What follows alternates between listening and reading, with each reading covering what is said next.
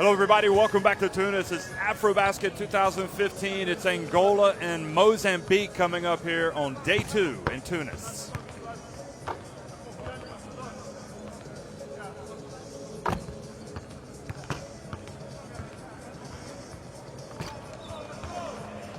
Well, there he is, the coach of Angola, and he's hoping to lead his team to another title. This is a country that has just dominated African basketball for the most part over the years, and today will be their debut here at AfroBasket 2015. They're taking on Mozambique. We saw Cote d'Ivoire fall against Cape Verde in the first game. Algeria and Zimbabwe will come next, followed by the end of the night special between Senegal and Morocco. But right now, it's all about Angola and Mozambique. This is Group B, and I'm Jeff Taylor, joined by Lloyd Gardner. Lloyd, really, it's been an exciting AfroBasket so far. We just saw a terrific performance from Cape Verde in Group D. I guess we expect a great performance from an Angola squad that you were able to watch last year at the World Cup, the FIBA Basketball World Cup. Yeah, I've been blessed enough to see Angola play, the last 2 seasons in 2013 in Abidjan, where they were the champions, and then also in 2014 in Gran Canaria, the World Cup. They've been very impressive to me. I think they're a very good team. I think they're very organised, very balanced as well through a number of positions. But, like any team, are susceptible to upsets, and Mozambique nearly caused one in 2013. Both of these two teams were placed in Group C in that competition, and Mozambique really did give a great game to Angola. They trailed by just 2 at the end of the first half. And they really did, apart from a third quarter where they were outscored 23-13. They went toe for toe with an Angolan team which kind of beats them in every position. Angola much bigger than they are, much taller, have a lot of strength in depth.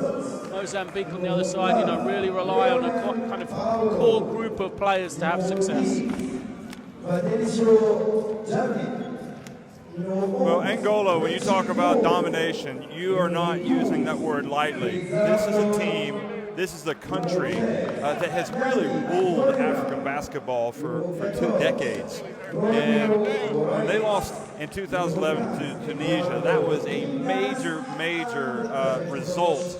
Even though they were not at their best, I think everybody probably still expected Angola to get to the top of the podium. So lo and behold, here we are with Angola back at the AfroBasket and playing in Tunisia 4 years later. And who knows, maybe we'll end up watching these teams play each other at some point. Right now, the national anthems for both teams, Angola and Mozambique.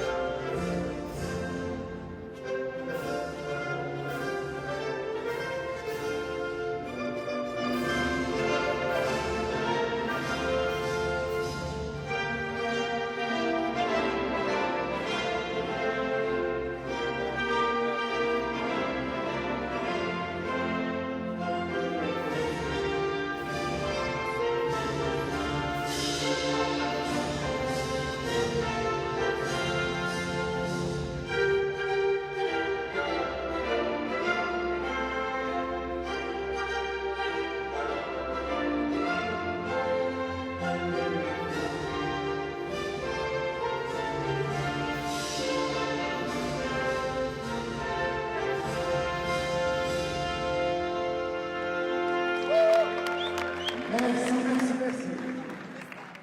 Et là, on va passer l'hymne national d'Angola.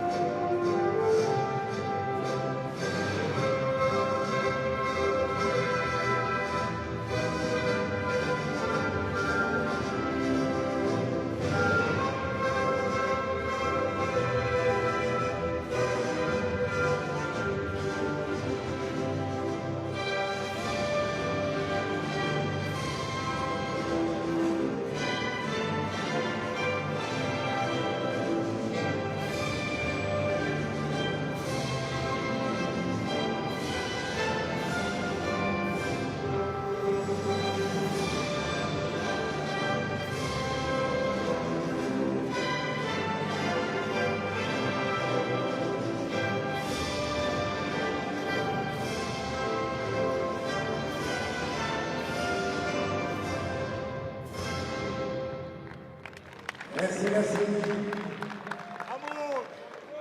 Et ce match est être arbitré par Monsieur So this will be an intriguing encounter. Certainly, Mancho Lopez is looking forward to this game. Mancho Lopez embracing Inaki Garcia, both Spanish coaches, and of course Spain have a pretty high place in international basketball for obvious reasons. Their teams, their men's and women's teams, are great, and their coaches have really developed to a very high level over the years.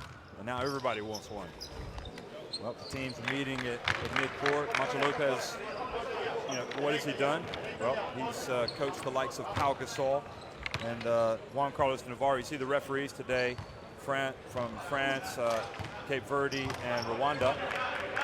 But back to Mancho Lopez. He coached at EuroBasket 2003 and got Spain to the gold medal game. He had some great players who go on to win the World Championship in 2006.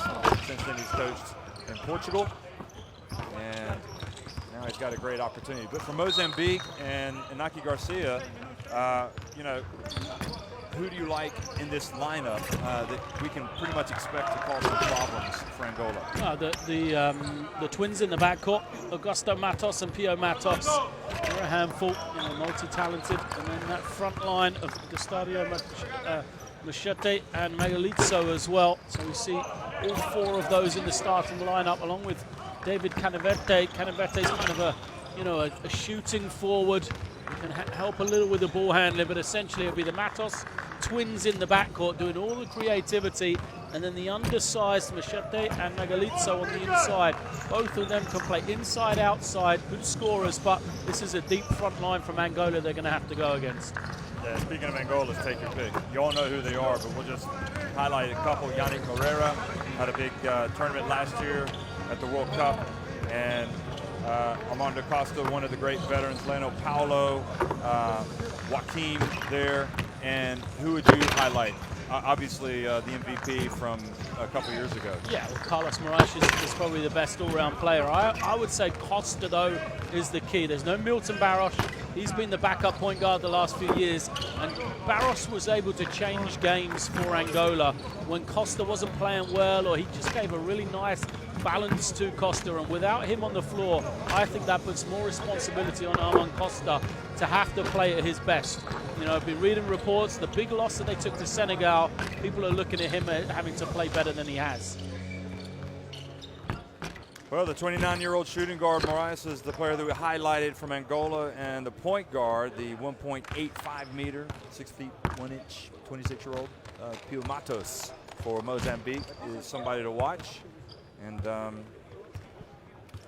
might want to pay close attention to this game, folks, because if recent history is any indication, this Angola team will be in the fight for the medals and very likely on the podium by the end of the tournament. Martin Garcia rather, is getting some last-second instructions here before the game. We'll start to African basketball for him playing against Angola. They've won 11 of the last 13 championships. They've only lost 2 meaningful games. One of them was the final to Tunisia in 2011, as you kind of mentioned, and the other one was a semi-final loss to eventual champions Senegal way back in 1997. And it's a run that started in '98 when the first ever AfroBasket was played in Angola. Since then, as you say, it's domination of African basketball. They're just so organised. Very impressive outfit. I love watching them play. I always find it's a shame that whenever they seem to get to that world stage, there's always a reason why they haven't perhaps played as well as they might have. Last season, no Carlos Moraes playing in the World Cup after he was the MVP of the 2013 AfroBasket. And now, arguably they're one of the better players. Olympia Cipriano is also missing. So that without Cipriano, without Milton Barros as well, so it's got a different look for Angola. We'll see how they do without those two. This is one of these Angola squads, though, or one of these basketball countries, and maybe the only, well, maybe Nigeria you could throw in there as well, and Senegal, but if we're missing a player or two, they've got more where that came from. you were just intrigued by that pregame celebration, weren't you? I absolutely was. A couple of players running through a tunnel, trying to figure out if it was because it was their first game or. Now you're a coach. Are you going to go back and I see you've been borrowing some plays from the games. Are you also going to take that back to your team and maybe get them to do that? Maybe take it home to the kids, let them do it. There's Macho Lopez. And he was so excited when Angola contacted him to coach them because he realizes that this is one of the great teams of international basketball. Although they've yet to prove it on, as you said, on the world stage, whether it's the FIBA Basketball World Cup or an Olympics. But don't forget, Angola was the team that made a lot of headlines when they took on the original Dream Team back in 1992 at the Olympics. And I dare say some of these guys weren't even born at that stage. So.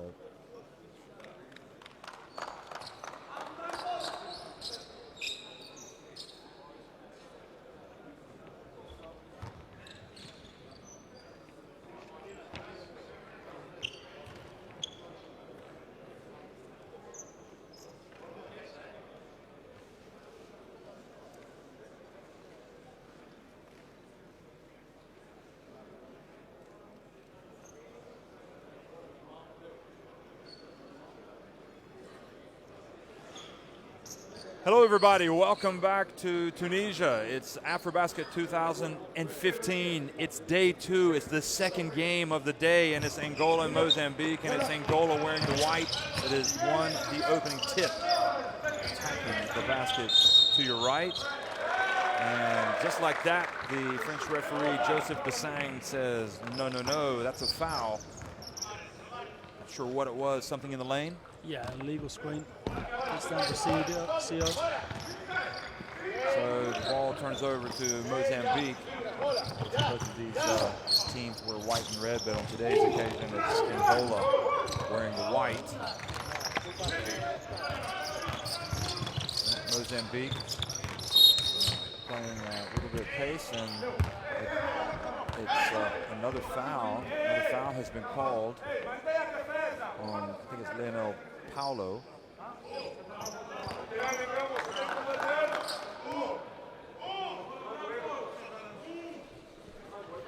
So he's a player who's really kind of upped his game over the years for Angola. And inside he goes, and ball knocked away. But here's Marais, the AfroBasket MVP 2 years ago. Couldn't play at the World Cup because of an injury. And it's safe to say he was really missed in Spain, wasn't it? They could have used him. Yeah, they really could have. They just didn't have that scoring punch. They also were lacking Cipriano, who played the first couple of games but was clearly injured as well. So the scoring wing we've become accustomed to from Angola just wasn't there. Well, Rice misses that one. And now Mozambique quickly out of the gates and running, and they open the scoring. And it was Matos. So Matos gets on the scoreboard first. Costa feeds it inside to Ambrosio. And now a foul has been called on Muchate. And this is where Mozambique are going to have struggles. Angola are deep on the inside. They've got Feliciano there. Minga starts, coming off the bench still. Reggie Moore to come, and Yannick Moreira as well. Good defense. Mozambique take it away. Magalitzo, Octavio Magalitzo. And Mozambique again go outside and go up. And even though they have the depth, Angola, they're picking up some fouls here early on. Absolutely, and the guard play from the Matos twins there has been the difference, really. There we see Pio Matos, the split. Great feed from him. This Mozambique team, really, this front five they have especially can compete with anybody. You know, once you get into the depths of the bench is where we say perhaps they're not on the same level as the top-tier teams like Angola. But if they can keep this front five on the floor for as long as possible, you never know. As we said 2 years ago, it was a 2-point game at the half.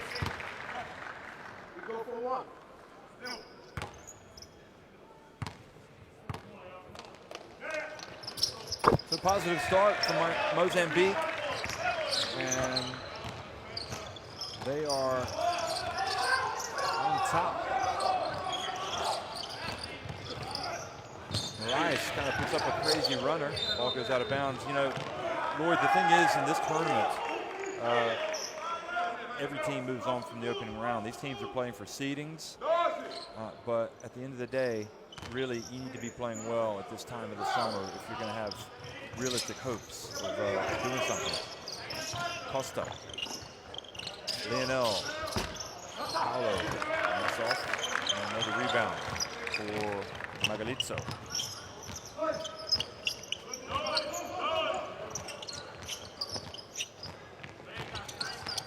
Matos. Over to Matos. And Matos puts it up. Missed badly. Now Costa. Costa's pass batted away. Costa gets back on defense. And Matos does a good job of controlling the ball. And 6-0. And not the AfroBasket debut, perhaps, that Macho Lopez was hoping for, at least not the first 2.5 minutes. And another offensive foul called on Angola. Very veteran lineup for Angola. These are the 5 guys who've kind of been there and done it before. A lot of them have been MVPs of the Angolan League, where almost everybody of the Angolan team plays for. The only one who didn't play in Angola last year was Yannick Moreira, so they do know each other pretty well. I don't think they'll be worrying quite yet, trailing 6-0, as we said. A lot of explosiveness to come in off the bench. Three-pointer, good! Well, Matos. Boy, that was from way downtown. We highlighted Pio Matos, didn't we, before the game, but it's Augusto Matos with 7 early.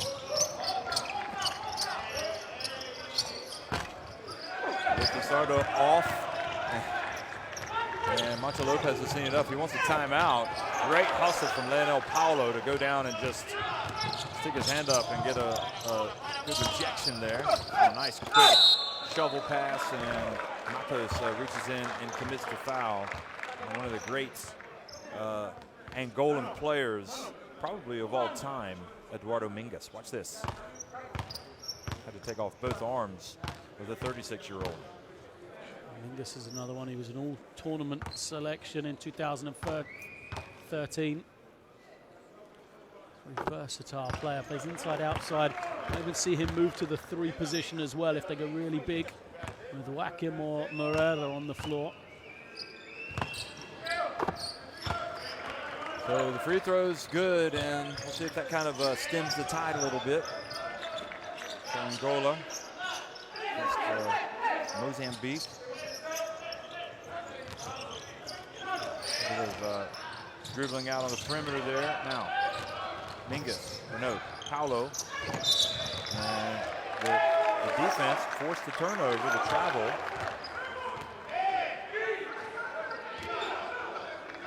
Would you have said that Mozambique, would you have expected this bright of a start from them?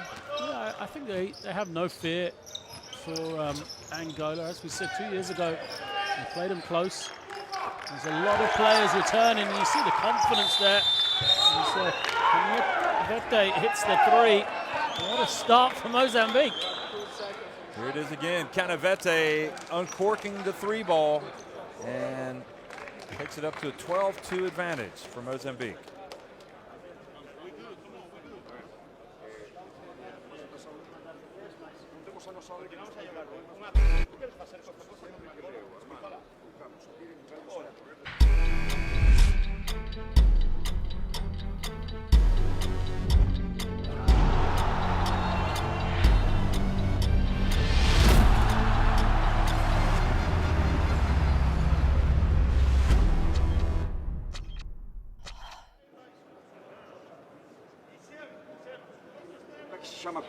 We've seen this a couple of times, Lloyd, already in this tournament, how a couple of the underdogs come out and they're firing on all cylinders. We saw it yesterday with the Central African Republic doing quite well in Mali, but unable to sustain it over the course of the game.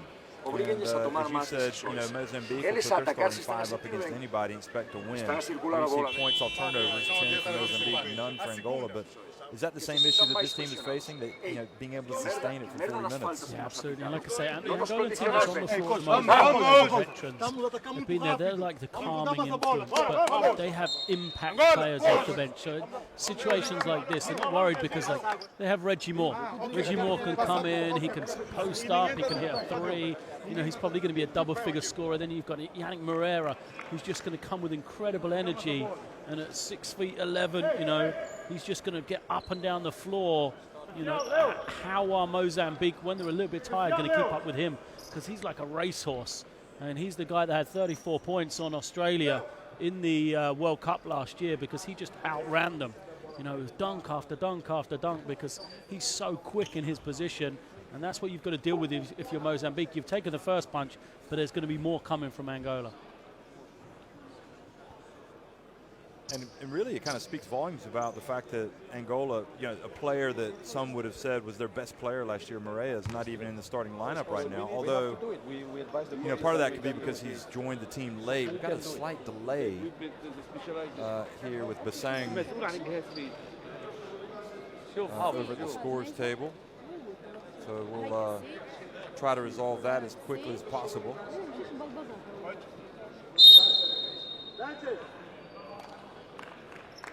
And because of that, I think the teams are going to go back over to the bench. And this may favor Angola when you consider that right now Mozambique are in their stride and they're causing all sorts of problems. So Inaki Garcia is going to be hoping that his team doesn't have any loss of concentration. And you can already, at the other end, you can see that Carlos Moraes is out there really talking to his players. But Inaki drawing up the plays for his team. Okay. Batimos siempre metro detrás de bola. If Angola, for example, don't go into win. Mas este movimento nós temos que fazer uma coisa. Se este gajo está a cair aqui, se tem bola custódio, tem que voltar a other countries, I would dare say it's all about going game by game. Não tiveram que trabalhar defesa ainda. Okay, os nossos ataques acabaram em longo. Então vamos obrigar-lhes a defender. Took the pressure for Tunisia yesterday, playing as the hosts with the expectation they have. Well, at the same time, pressure for Angola. That's the most impressive thing about the way that they've just continued to repeat as champions in Africa. They are the #1 target for everybody. They're the ones people want to beat. But every year they'll come in, every year they take the best shot from everybody. And there's some good teams in Africa now. And despite that, every year they find a way to win. Again, they missed 2 major players. Cipriano, I believe some people I spoke to in 2013 felt Cipriano is the best Angolan player. Bar none, he was the best player for them. He's not here now. Barros, like I said, is such an important piece in every game that I've seen coming off the bench, and he's not here either. So we've got to reload, and they've continued to do it over and over.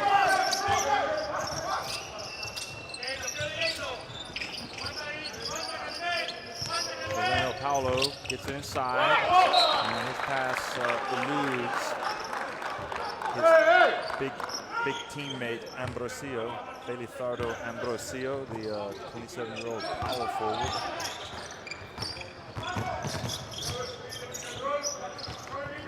Start for Angola. Turnovers. They're coming off the loss against Senegal in the last warm-up game. Big loss as well. Didn't play at their best. Now call on Mozambique. They can't afford that. Michette's second foul. They don't have that depth.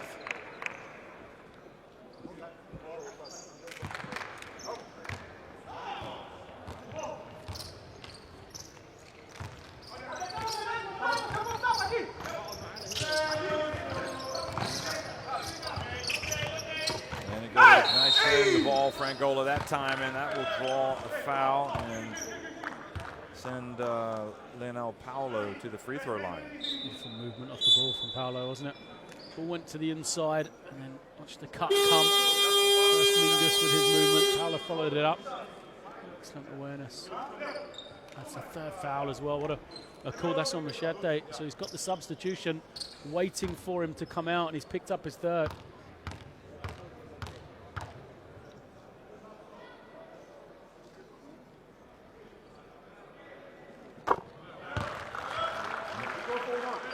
Makes another free throw. This is where Angola scored their points today.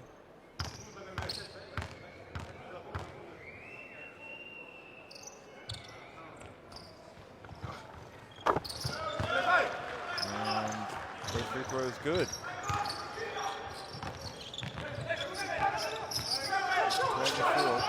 Mozambique have given themselves the platform to go on and do something here today. Of course, it's very early, midway through this opening quarter. And another nice jump shot. So likes that sort of mid-range, likes the pick and pop. Oh, the floater. And Carlos Moraes off target, gets it back.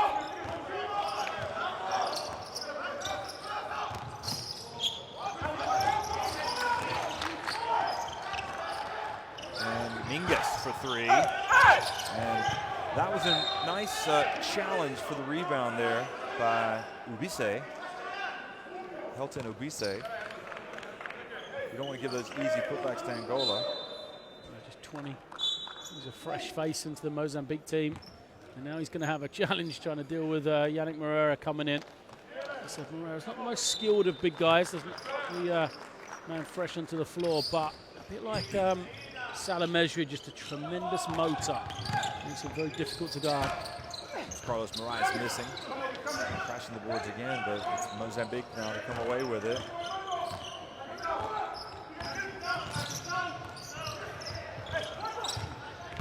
And Mozambique one side this time denied.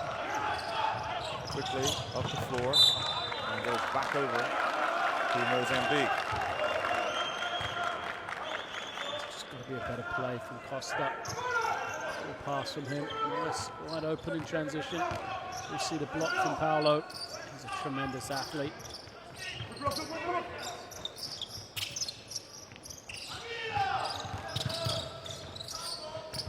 From the baseline, yet again on the side, old Matos is making the jumpers. And it's their biggest lead of the game, 16-4. Alarm bells ringing in Luanda. Moraes for three. That's what you need to answer the call. That's about as good an answer as you can give. You get three of them back.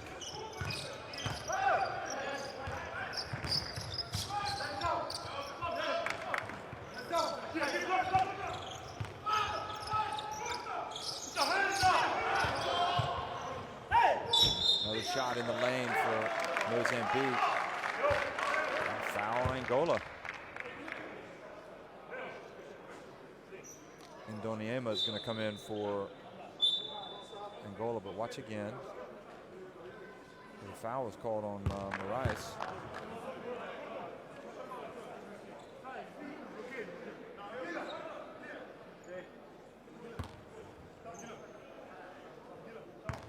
Monte Lopez doing a little bit of coaching over there.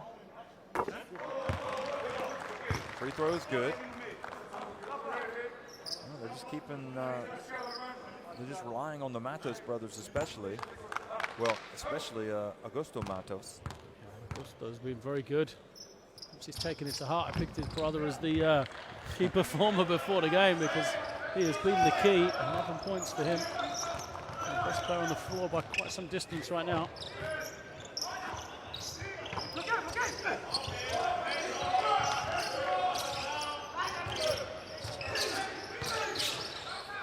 Oh, Moreira, nice jump stop, puts it back up and in.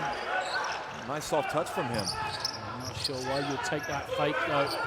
Moreira's a man that operates around the ring. And altered the shot there, possibly. Now Costa.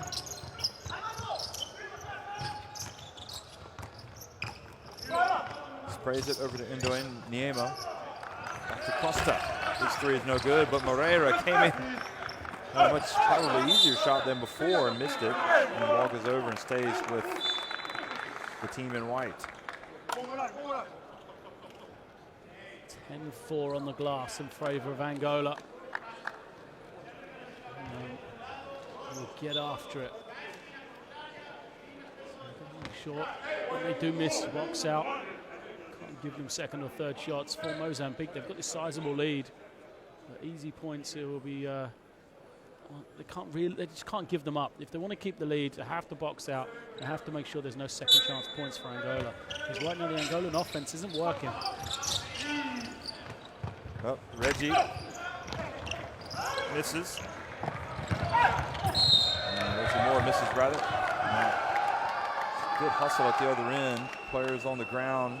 Augusto Matos gets up. Watch this. Watch the way he cuts off. Yeah. Just goes right in front of Moreira, so Moreira doesn't really have anything he can do about it. Kind of a dangerous situation there for Moreira because his right foot came down on the ball. Don't want to get an injury. The free throw is good. Double digits, the lead. There's some of the Angolan players looking on, wondering when their number is going to get called.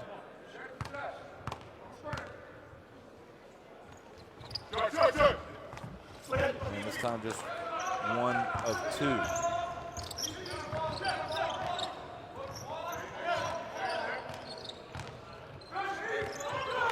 Ndone Niema.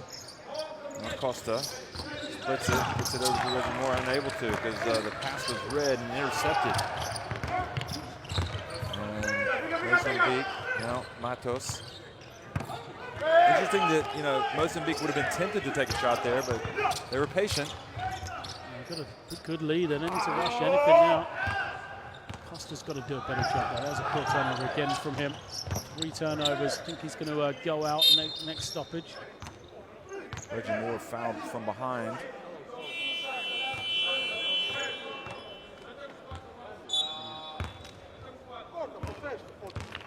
Here's Costa to go out.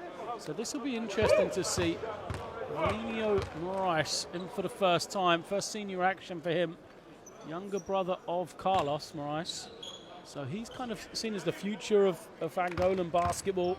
One of this next generation, but perhaps wouldn't have got this opportunity if Milton Barros hadn't have been injured. He has a big role. Like I said, Barros, what he always gave was just something different. He was a tremendous on-the-ball defender. He brought great energy and an excellent three-point shot as well. So in situations like this, he would come up with a big steal. He'd hit a big three. He'd just make a play for his team. Well, the defense is out there. Pio Matos. He looks like him, doesn't he, his brother? In the face. Pio Matos drives in, puts it up, and draws the foul.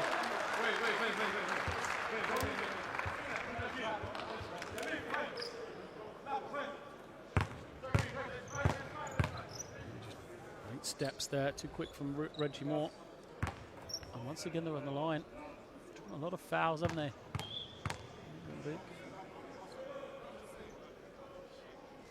One thing I'd say about Reggie Moore, he's a really good player. Would you say he's quite as athletic and quick as his teammates? Maybe he brings something else? Yeah, I think he offensively is where Reggie Moore is very efficient. He's another one of these kind of undersized fours that we see here in AfroBasket a fair bit, which are very good. I like him a lot. I think he's very multi-talented. Shoots the ball really well. He's strong and can post up, so he's a difficult matchup. He's a nice counter to whatever Angola have. Just something a bit different.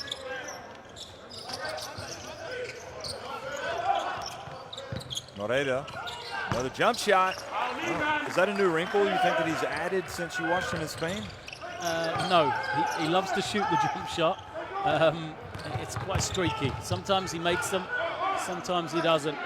Yeah, but you could say that about anybody, can't you? Yeah, that's very true. Except Kevin Durant, maybe. He makes them all. Matos, another jump shot. Well, add him to the mix. He's not missing either. Yeah. Unbelievable start for this terrific Mozambique side that's taken the powerhouses of Africa, giving them everything they want and more, and already a foul by Moraes, the younger Moraes, Barilio, and the frustration continues for Angola, but it's not so much that it's self-inflicted. It's just that this Mozambique team is just coming out and taking any opportunity they have. Shot the ball really well. They've used great guard play, can take you a long way. And Matos brothers, probably Augusto on his own at the moment. 15 points. He's just torched the Angolan defense right now. And it's another team which come in as favourites and aren't really performing right now in Angola. We saw Tunisia with kind of a nervy performance last night, although they were leading pretty much the whole game. This is different. This Angola team is trailing. Carlos Moraes calls the foul as he gets inside. Well, he'll have some free throws now.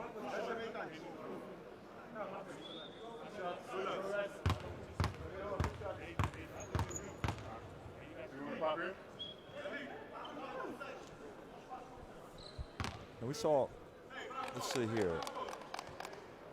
When they had their difficult tournament 4 years ago, we saw Angola make a coaching change right in the middle of the tournament, or late in the tournament.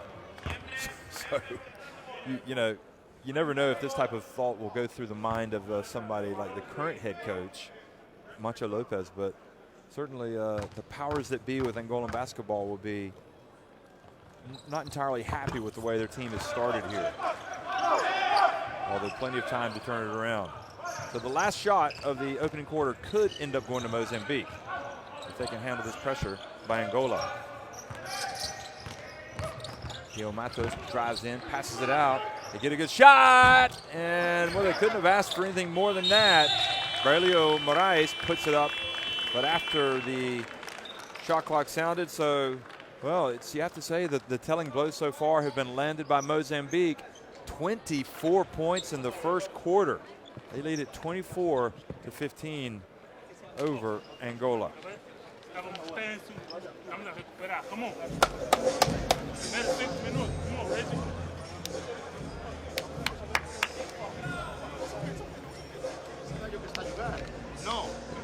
Well, it's a 9-point lead for Mozambique against Angola after the first quarter. And, some of the shots are falling, but also they just seem to be, hustling. They're beating Angola to certain balls. They're causing havoc on defense. Yeah, it's amazing how often the offense will change everything. You make some shots, and it just makes everything a little bit easier. It makes playing defense easier. It means, denying the pass easier, everything. And right now, we're looking at the statistics. Really, the key statistic should just be Augusto Matos, because he's outscoring Angola on his own. He's got 16 points single-handedly, and that's the difference between the two teams. He's just found a way to really cause problems off the dribble, finding space for a jump shot. And not only him, his teammates have found him really well as well. They've been unselfish, he's giving it up, getting it to him in the right positions. And somehow Angola have got to slow him down without changing too much of their philosophy. They don't really want to focus everything on him, because Mozambique have some good other players as well. As we see, Matos' stats, 4 of 5 from the field, 1 of 2 from the three-point line. So, he's going to. It looks like he's going to come out now, but he's going to slow down. He's not going to shoot really, really well the entire game. That's for sure. Everybody usually hits a space where they miss a couple. But for Angola, they've got to stay firm.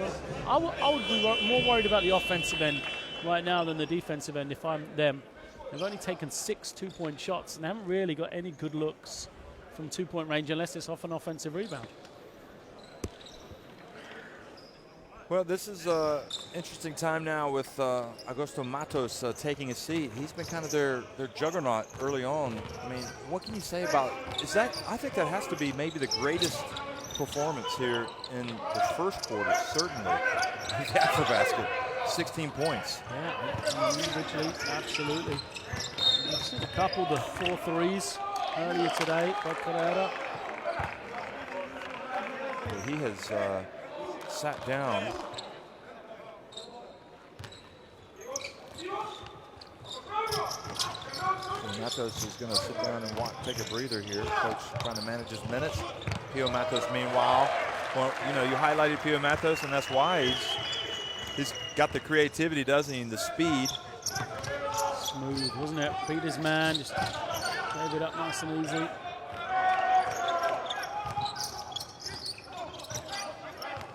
Moraes for threes. Fearless, and he hits the three, the younger Moraes. We said he's got to add that, give some three-point shooting, bit of a scoring punch and some defense. He's got the three down. Now he's got to play some D because he got beat on the penetration last time out. You are a hard taskmaster. But it's true. But it's an exciting brother combination here at the AfroBasket. Bill Matos misses a shot, but not Mozambique just hustle in and crash the boards. And, you know, for my money right now, they just want it more than Angola. Yeah. Is this our first brother-on-brother matchup? So it's the Matos versus the Moraes. Yeah. I wonder if have we had any? Yeah, we've had some other brothers already in this competition. I think so. Like in the last game, Cape Verde, the Almeidas. Absolutely, yeah. Yeah. And This is our first brother-on-brother matchup. Yeah, of course. Oh, yeah, definitely. In terms of the matchup, yeah.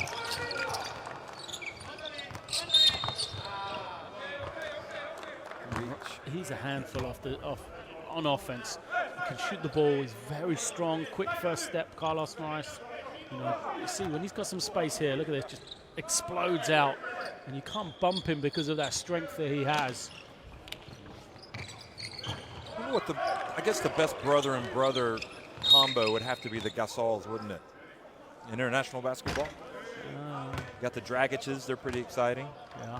You got some French. There's a French pairing, right? Or the Pietrus's, but maybe Michael Pietrus didn't play that much. So now we've got a couple of exciting ones here at the AfroBasket to keep an eye on. The Matos's and the Moraes.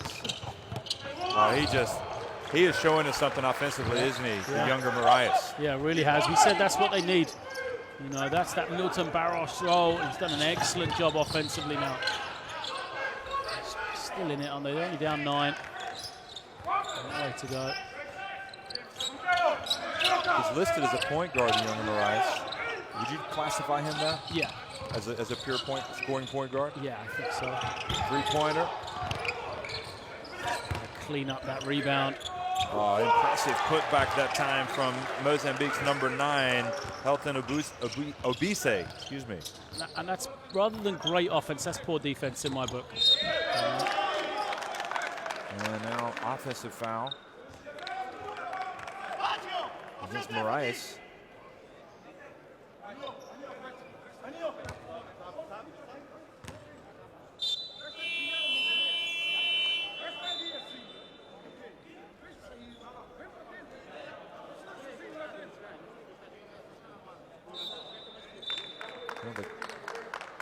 Said that he, well, this was the positive for Moraes driving down the lane. But he handed the ball off and made contact with the defender. I guess they called the block. Yeah.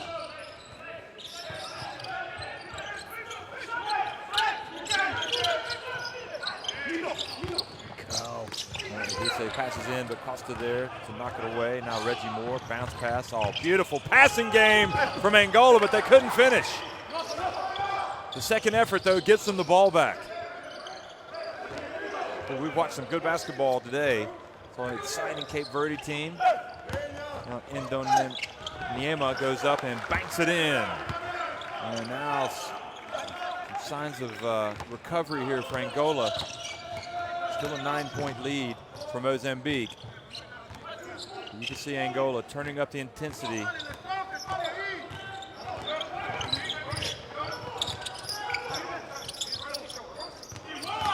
Shake and bake. Pass to the corner. And Costa with the rebound over to Moore on the outlet.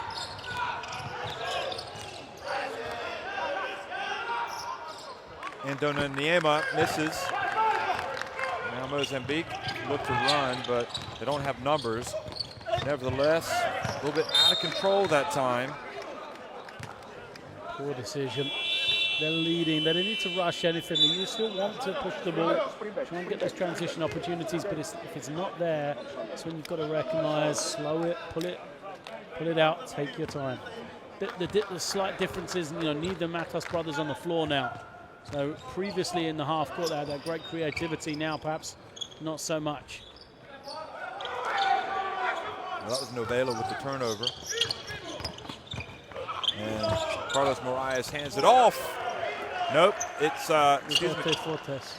Yeah, Roberto Fortes hands it off, and another basket for Angola. He's a player. He's played in 2 World Cups, but never an AfroBasket. It's just never really happened for him. AfroBasket with injury, but he's an exciting prospect as well. I say prospect. He's getting on in age, but he's a good player. Had a hand in the face that time, Fortes. Now coming from Mozambique, I think the Matos brothers need to get back in, at least one of them. Well, they were able to withstand the charge that time. Coach had asked for a timeout, and he waved it off. Just an 8-second violation there. Yep. Baggio Chimonzo is making his coach nervous, and that'll settle the nerves. Magalitzo. Yeah. He likes to face up. He's not really a back to the basket guy. That's poor defense again. Ambrosio just had his hands down. He's got to know the scouting report. And yet another foul offensively. Do you know what? It's the same play. They've run the same play 4 times, and they've fouls on every one. They've been called for 3 offensive fouls in 4 plays. Yeah, they just can't execute it at all. Just got to take that play out of the playbook. That was a good drive by Fortes. In the end, Mozambique have saved themselves a timeout because Angola have called it. Their frustrations in again. Pio Matos back in. Matos is going to get another minute's rest as well. It's looking positive for Mozambique, isn't it? It's kind of like, get your big guys just a little bit of time on the bench while you can. The only thing, though, is you look at the points off turnovers for both of these teams from Mozambique. The only thing about sitting guys down, you just wonder sometimes if they're playing well, if you should take them out. Do you ever think coaches grapple with that? Yeah, absolutely, because you lose the rhythm. And the problem for Mozambique is the fact it's the first half. So you don't want to go out there and kind of run your star into the ground and not be able to have it for the second half when the crucial baskets are needed. So it's always a fine balance, isn't it? And some of it's guesswork, and you don't know whether the guess is going to be the right one or the wrong one until after the game. It's all well and good saying, let's get him out. Let's take Augusto Matos out. Let's get him some rest for the second half. We're up now. He doesn't need to play. But if he loses his rhythm and Angola get on a good run here, get some confidence, get some rhythm, then it's the wrong call. Well, clearly he sees Pio Matos as being more influential at this stage, and has had to get him back in the game. I think the other thing is the position. What Pio Matos does in terms of creating for others as well. There's no one else really like that on his team. Wow, what a terrific play. Just a little bit short on the release, Pio Matos. Going for it there. Costa pulled up the ball just in time. Reggie Moore. And Niema, though, turns it over.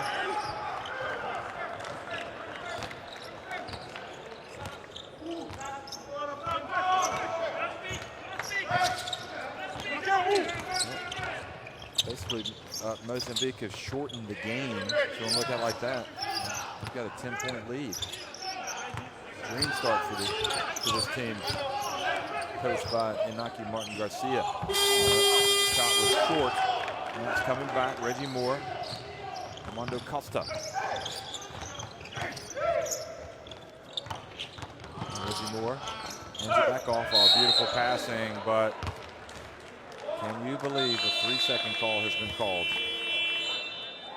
Even on the nice play, is that overpassing, or is that not the player not recognizing he needs to get out of the lane? It's difficult because he might accept the pass. I mean, he was ducking in, trying to get the ball, and then 2 passes came. I think you've just got to live with the call if it's made. It's very very unfortunate, unusual for that to be called as well in that way.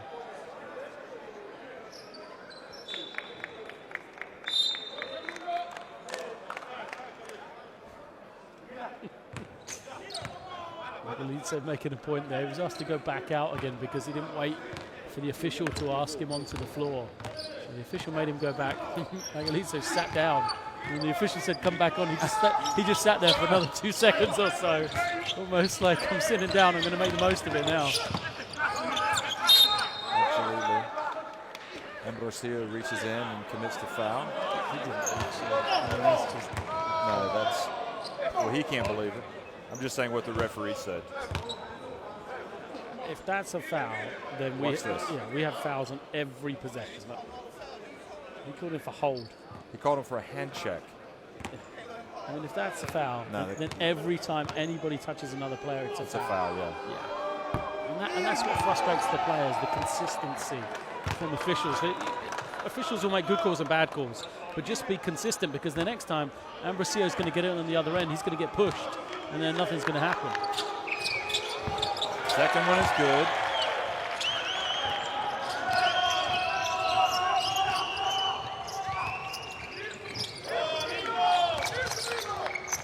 Costa goes to his right. Nice drive and the bump. And Ambrosio isn't going to give too much away in there.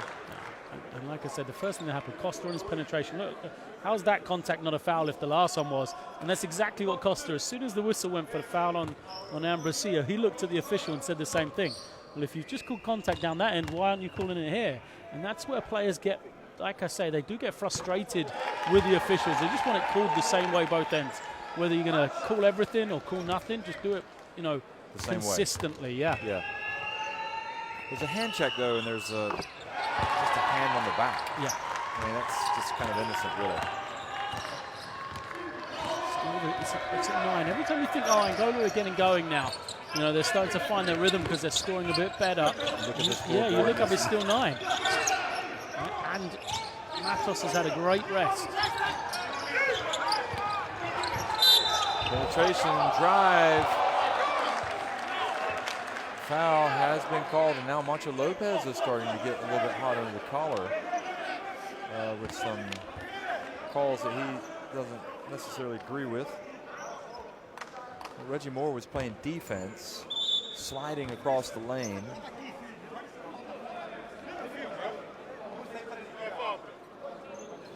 Well, you know, referees will be, and I'm not saying whether or not they're right or wrong on these calls, but all I'm going to say is that after every game is reviewed by officials.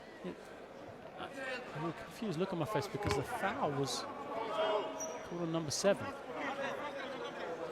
on Reggie Moore. And Fortes, interesting, because we saw Reggie Moore get the body as he went into the lane. It definitely came up on the borders, Fortes, and the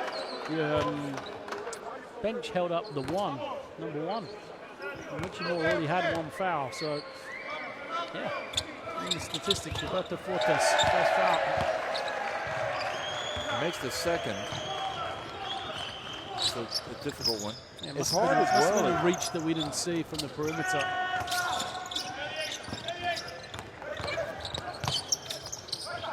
Three-pointer from Rice. He had the shot he wanted. He needs to start hitting, doesn't he?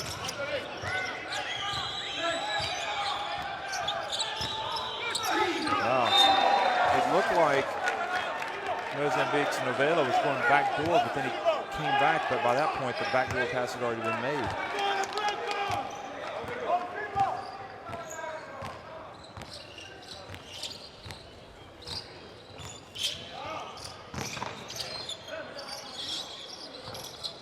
Reggie Moore for 3. That rims out, which is one of these games for Angola. They just can't quite get it to go down right now.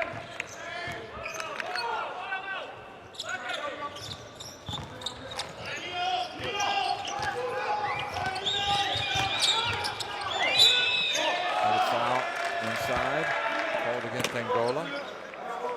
Well, the foul count, 14, is it 14 or 15 on Angola and just 9 for Mozambique. So 15 now on Angola. And also Mozambique leaving some free throws out there. They're 11 of 16 at the free throw line. Angola, meanwhile, a perfect 10 of 10.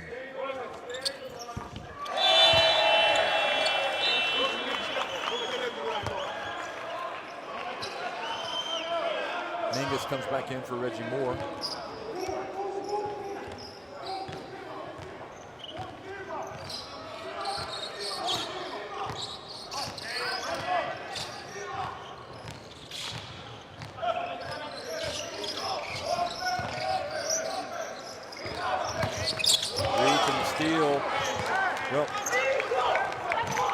Novella doing a good job defensively, gets it back to Mozambique.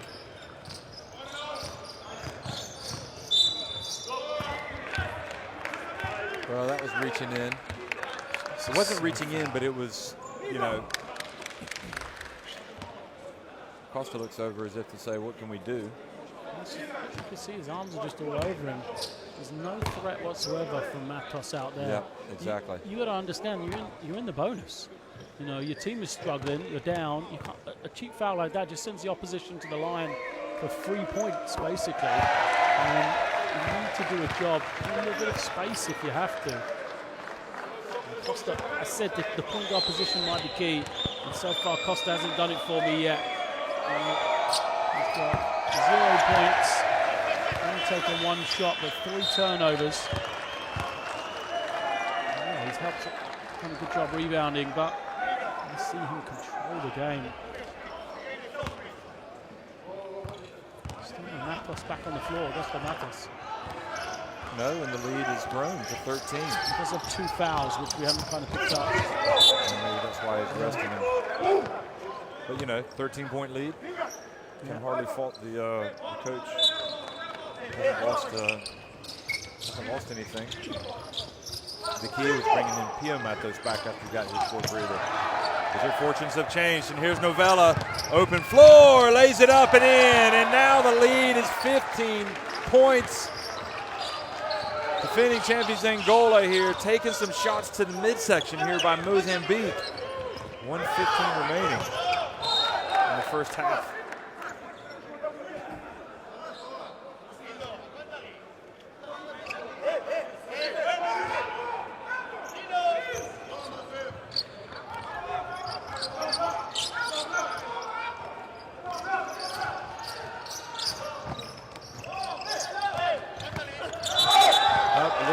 Off by Carlos Moraes with his left arm.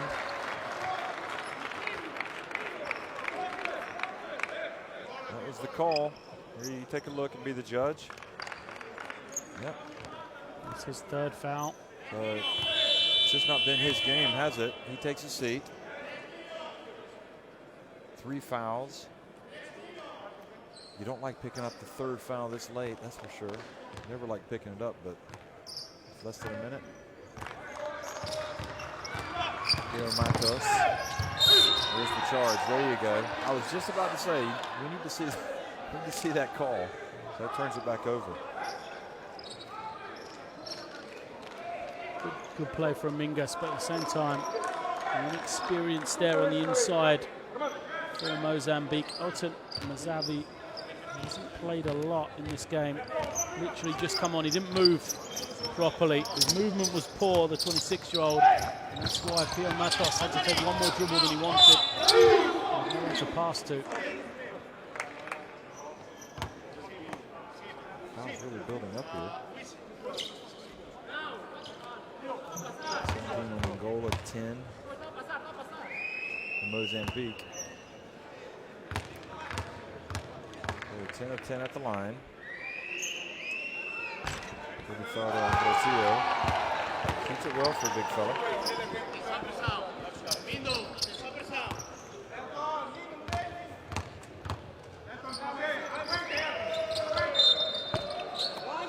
Well, almost had their first miss of the day, but they're going to get a second chance.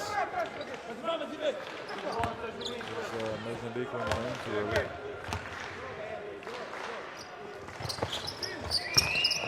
So instead, Angola go to 12 at the line. The free throw shooting is kind of keeping them in the game, really.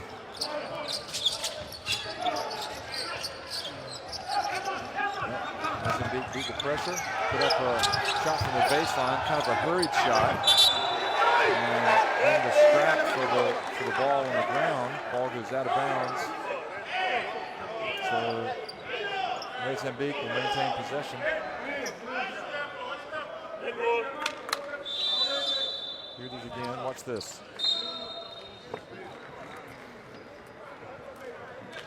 It's good call. It was a tough angle. So with 27 seconds left, Mozambique with possession and 9 seconds on the shot clock. Timeout.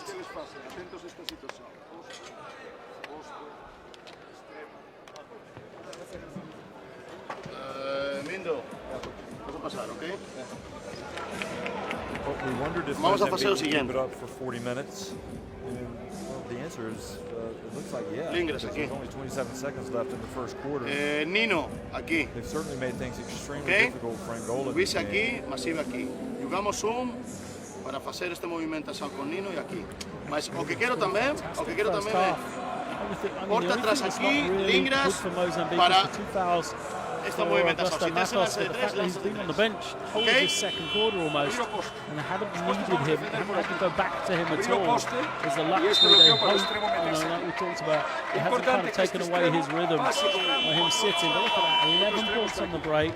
They've turned over turnovers in the last game from Defesa, 17 turnovers in the first half. And, it's just a disjointed performance, isn't it? I mean, 17 for the game is It's high. is high. Yeah. So. Yeah, but everything offensively just doesn't look right for Angola. Usually they're so organised, they're so unselfish, but today it doesn't seem that way. The spacing isn't right. There's just not the lanes for people to penetrate or the room for people to post up. Oh, good read that time from Indona Niema. Costa hands it off, and just missed the easy shot, but Ambrosio was there for the offensive rebound and putback. And Mingus just goes and wipes his hands off on the basket support. As if to say, my hands made me miss that shot. Watch this. You got to make that. The thing I like if I'm Angola is they've got 4 guys in their paint when that first shot goes up. They were getting after it. They got the steal, they ran the floor. And as you said early on, it just felt like Mozambique wanted it more than Angola did. And it's the first time that it looked a little bit different, didn't it? Yeah, maybe this is the wake-up call that they needed. Laid up. In. And free throw is good. So Reggie Moore comes back in for Ambrosio. Yeah. It's going to be the younger Morais is going to come in. Defensive substitutions. Good work. So Indoniema is going to come out. So Moreira is not coming in. From Mingus. Vela inbounds it, and they brought Matos back in.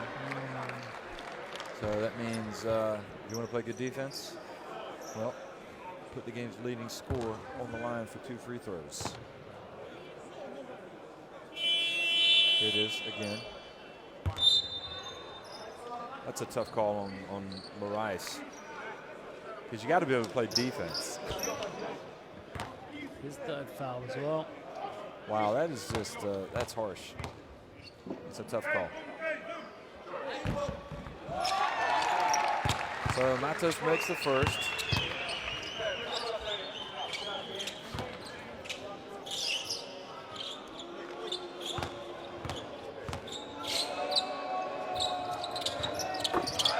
And the second. Matos does his job. He goes in, gets a quick 2 free throws after that brutally hard foul, and he goes back to the bench. So final 14 seconds. Costa, and he's fouled. So that means free throws coming for Angola, and they haven't missed at the line, so you have to wonder what that was about.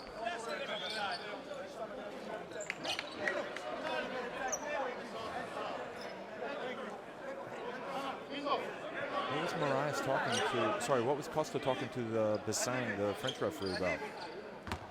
Just then, I'm not sure. He pointed to his arm. Yeah. Just to say he'd been hit. You could see the mark or the handprint there. Boy, 14 of 14 at the line for Angola. That's impressive shooting.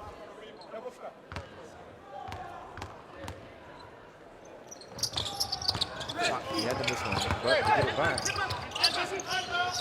And they had an opportunity to get a 3 or 2. Instead, they can't control the pass for more. Mozambique called the timeout with 4 seconds remaining.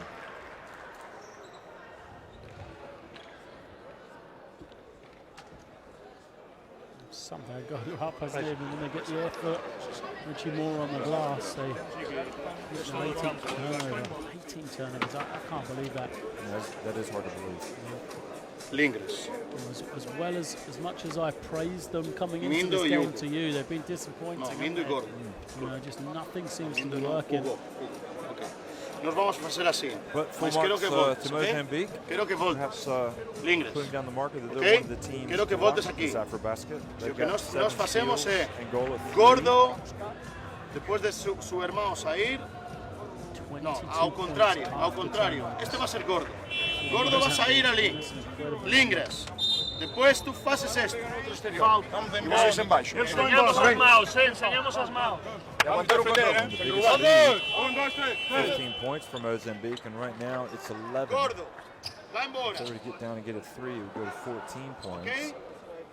Vamos.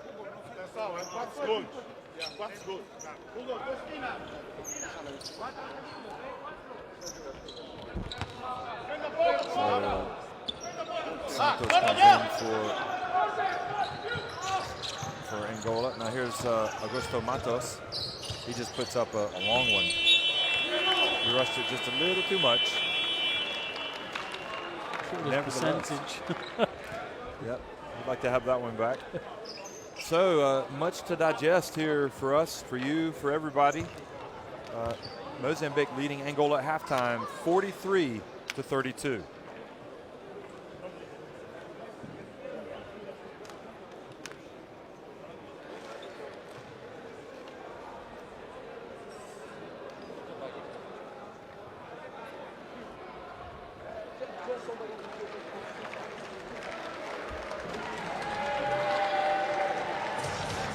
Chew on this, Roy. I mean, chew on this, Boyd.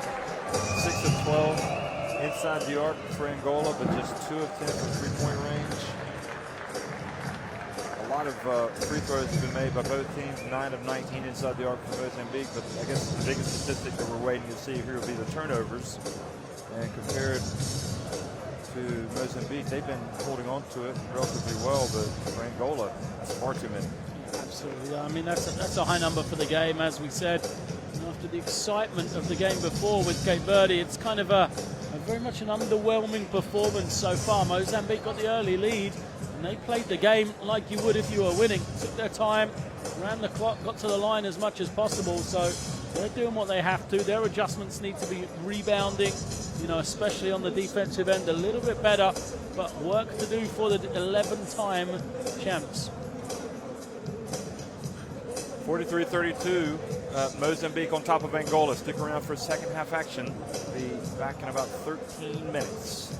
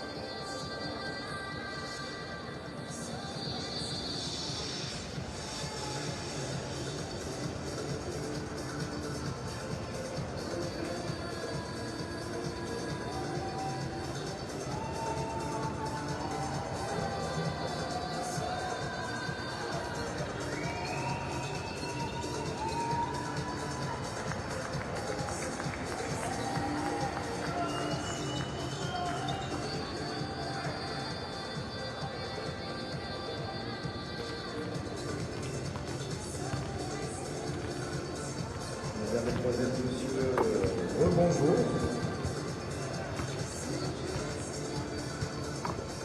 Dans quelques minutes, deuxième plan. Deuxième match. Côte d'Ivoire.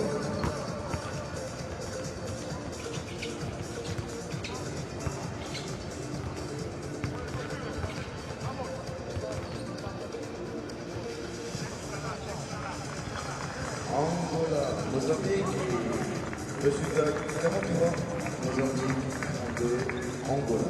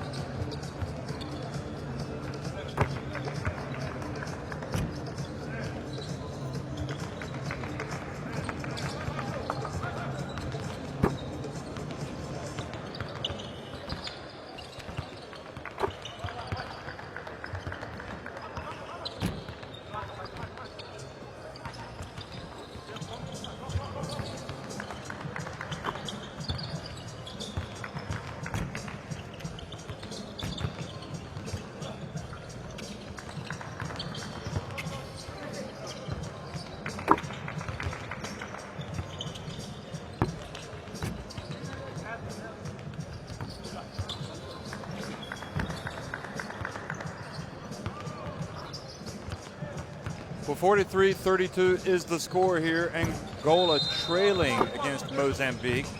And you're talking about a team, Angola, that's won 11 of the last 13 AfroBasket titles. Mozambique come out, execute the game plan to precision, and you can't take anything away from their overall approach. They have been getting after it and have been rewarded with an 11-point lead at halftime. But as everybody knows, basketball is a 40-minute game, and we're only halfway there. We'll see if Angola can have some type of recovery. This is the first game for Mancho Lopez in charge of Angola at the AfroBasket, taking over this national team in the summer. And I guess you have to quantify it. You have to say it's kind of a slightly nervous start for him. Taking over the defending champions and really only one result's acceptable for this great national program. Well, the question that I guess everybody wants to know is, can Mozambique keep it up for another 20 minutes or so, and are we going to see Angola come out all guns blazing here in the second? They're going to have to, because they haven't played well in that first half, as you're saying. Credit to Mozambique. The question is, how can they continue to? They've gone into slow down mode a little bit. They've slowed the tempo. They've shortened the game. If Angola start to find their feet, get some energy, start to score, then perhaps they're going to have to change the way they play. Again, Mozambique, they won't be able to stay with the slow game. And then, will Matos continue to score? Both of them back out into the starting five. Same five for Mozambique at the start of the game. For Angola, the difference is Moreira is on the floor to start it, and so are both Morais as well, both with 3 fouls. Well, inside it goes, and Mingus goes up strong. Moreira, some full court pressure here, so Angola trying to be a little bit disruptive, which can be difficult to do against a player like Pio Matos. And Moreira goes up and gets the rebound. Morais gets it back, and with the 3 fouls, goes in, and already 4 quick points for Angola, and it's game on. Maybe a quick timeout coming from Mozambique, because Angola look fired up here. I like the substitution with Moreira in, because he's an energizer. And quickly at the other end, the answer is a basket.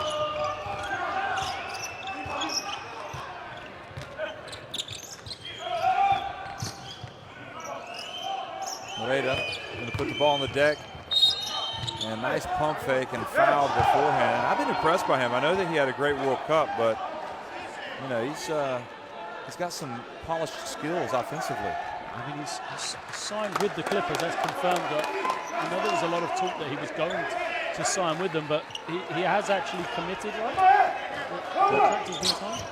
Now that I'm not sure, but as soon as I can get back on the internet, I'll let you know. I know, I've been trying to look to see if it is actually confirmed. There's a lot of talk that's where he's going. He had a decent summer league, but I can see how he fits in the NBA. And really can finish there from Rush as well. Here come Angola. He played for Larry Brown at SMU and suffered heartbreak in the NCAA tournament last year. So he's relishing the chance to put on the Angola jersey for sure this summer. Long jump shot, Mozambique, and there's Moreira. I'm kind of surprised we didn't see more of him in the first half, really, because he didn't look that bad when he was in. It's difficult. They've got a lot of guys in that position for Angola. Because Andresio played well. And like I say, Reggie Moore's like a difference maker for them. Mingus is very good as well. So a lot of guys. We didn't even see Joaquim Valdesio either. He's a guy that's just a good player. Had great numbers 4 years in college. He's a good superstar in the Angolan league as well. Nice entry pass, and Moreira draws the foul. And just the entire complexion, the body language, everything for Angola has changed. Look at this. You actually wonder why this wasn't like this at the start of the game, doesn't it? I have to ask Senor Lopez what his words were at halftime, because they've come out like they've had a firecracker put underneath them. And it's something that they'd only done, well, they were almost perfect in the first half. 14 to 16.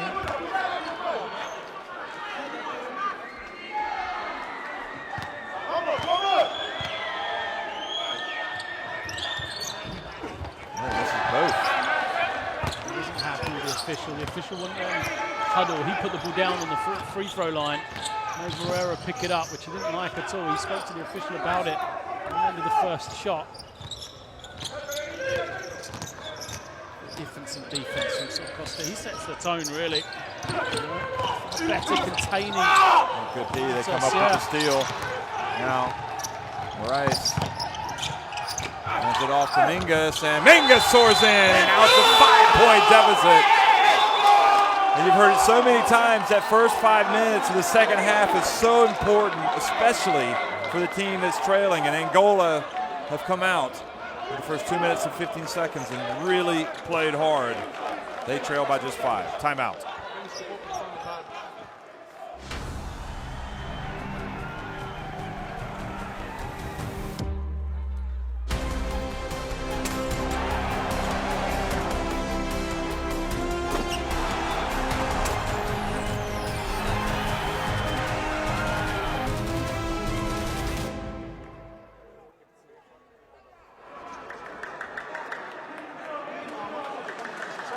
Estamos a mandar transição, não estamos a mandar nada agora. Ok? Vamos ganhar. What's happened, guys? Uma coisa. That's what the coach is saying. Vamos tentar. You see, for the first time, really, they're kind of been disrupted a little bit here. And even the coach kind of scratching his head. They're like, oh yeah, it's like they've just remembered they're facing the best team in Africa. Angola, see the points in the paint there. And look at the fire. The fire's in the belly of Angola.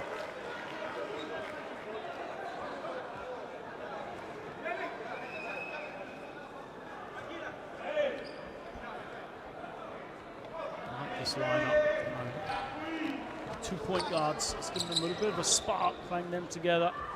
Costa and Rice. Moreira is just so athletic, he's so active. It reminds me of Salamejri. He's a presence on the defensive end, and he's just kind of everywhere. Isn't a great back to the basket finisher, but off transition or pick and roll is very, very good. That's there as well, wasn't it? Augusto Matos was able to collect it. 7.5 minutes. Go in the third. Long time. Offensive foul. The foul called on Magalitzo. So that's his third.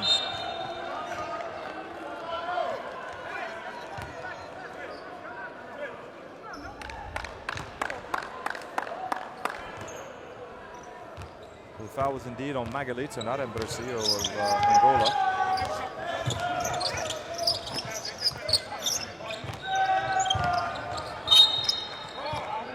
Carlos Moraes dribbling up top, and the defense trying to keep Moraes in check.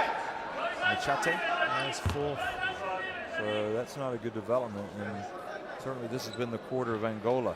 Yeah, Machete has only played 4 minutes in the game. 4 fouls now. And the trouble is, I probably want to bring him out, but I don't really have anyone to bring in now.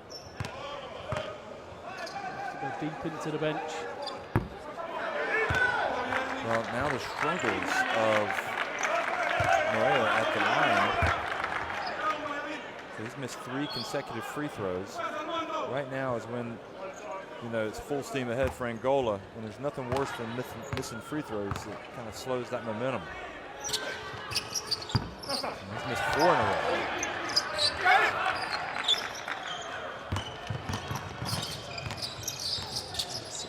64% on the season. Usually, you know, pretty solid free throw shooter for a center. Big steal from Rice. Almost lost it. Falls into the hands of his brother. Now he gets it. Almost traveled there. He's so quick. Costa. And Rice gets it. And this time the charge is called on Moreira. As I'm saying, it's not a finished article yet, especially back to the basket.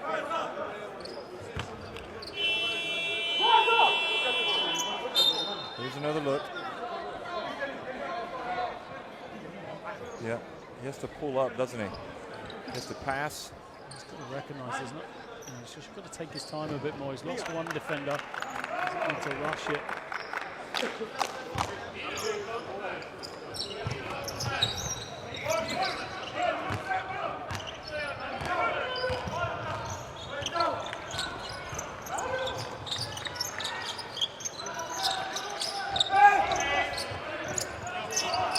Find any room for Augusto Matos over there. Well, this time right down the middle is Canavete. He's got 5.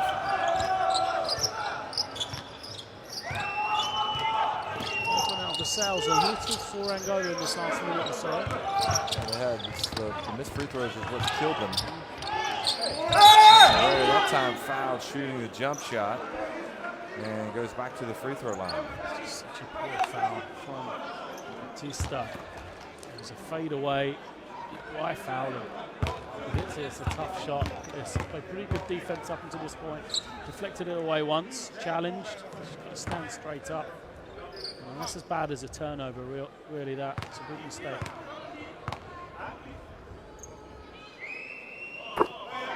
And sighs of relief breathed by everybody in the Angola camp. Because, you know, you have to start wondering if Moreira misses another 2, if they might bring him out.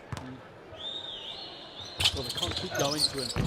He doesn't make free throws because it's an empty possession, isn't it? Yep. Even though he's getting himself to the line, if he's missing foul shots, it doesn't matter. Good full court pressure again. Be careful not to pick up cheap ones, though. Both Moraes and Costa. So really definitely this defense from Angola has stepped it up here in the 3rd quarter. Really going to 10 on the clock now. Matos just can't get the ball. Only 4 on the shot clock, and it's going to be a heave. And Angola rewarded for the hard work. And Moraes waits. Now the other Moraes takes it and misses, but that man, Moreira, again, gets it with the putback. It really has been his quarter, hasn't it? Gil Matos drives in, though, scores the reverse layup. And Mingus was hoping to draw the charge.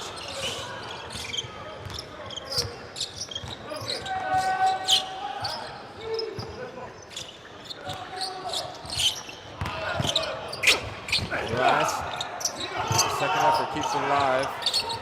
And Carlos Moraes into Moreira. And what a soft touch, and again fouled. And again, foul shooting a jump shot.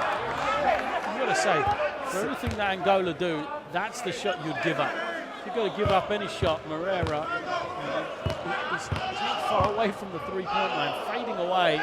This isn't a high percentage shot. 6 seconds as well on the shot clock. I mean, this may have been a harsh whistle. I'm not sure there's any contact at all. The officials both ways. They're talking to Mingus as well about the charge at the other end, and they're saying if he flops again, they're going to give him a technical. All I saw was him getting mowed over on the penetration.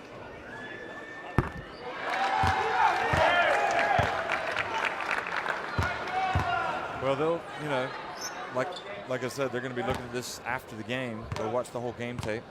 They'll analyze the. All of the referees are evaluated. The game to watch. He misses it, but he gets it back, puts it up. And gosh, that rim has a lid on it from Morea, it seems. And it's 1 of 2 there. Back to a 4-point game. I think he's doing too many things well right now to take him out, even if he does miss the odd foul shot.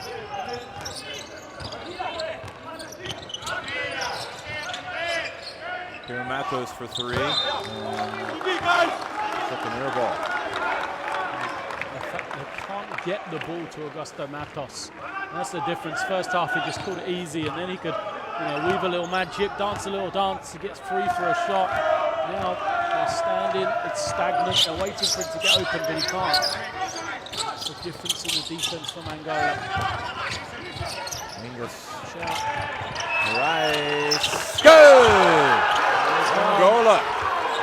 Pull to within just, what is it? 1 point. Yeah, slow to register those points on the scoreboard.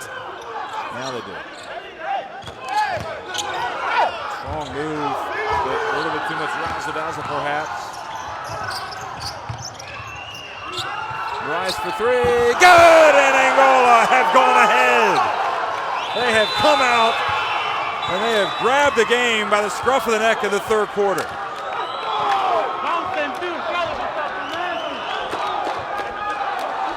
Well, it's all about energy and defense. It's all about the attitude, isn't it? I mean, what a different performance this has been. You could see Moraes was open. The first time the pass came out, you can't leave him open on the perimeter. He hits one, now he's feeling it. Look at the bench get going. And the biggest challenge for Mozambique now is the mental battle, because they kind of walked off the floor as if that's it, game's done now. You know, Angola have got the league, it's all over. Every team is going to get on a run. Mozambique had theirs in the first half. Angola have had it now in the 3rd quarter. How you respond is the question. And unfortunately, it's all about the body language, and that's something I'm sure they're going to have to be saying on the sideline over there. You know, for Coach Inaki Martin Garcia, it's how his team responds now. It's a 1-point game, or 2-point game, excuse me. It's nothing. It's back to the start. Vamos a ficar con Moraes. Vamos a estar con Moraes. Give him some space. Hacemos rotación defensiva. 15 points is the biggest lead for Mozambique, but now they trail by 2. That's Angola's biggest lead. Is this the first lead of the game for Angola? Yeah. Yeah, because they fell behind, 12-2? Yeah. Early on. It was 9-0 before they scored.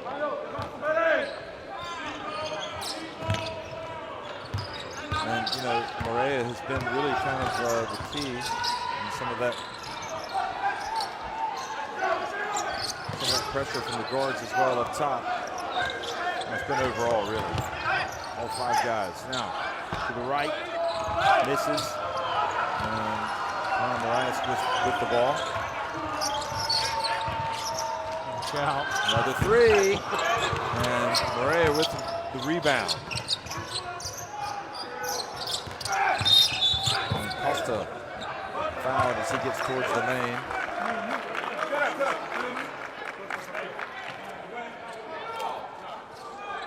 And you know, Costa's a little bit upset. I think he was complaining about some of the defense in the first half, so he didn't want to be helped up by the opposition. Yeah, he was tripped by Pio Matos. First one is good.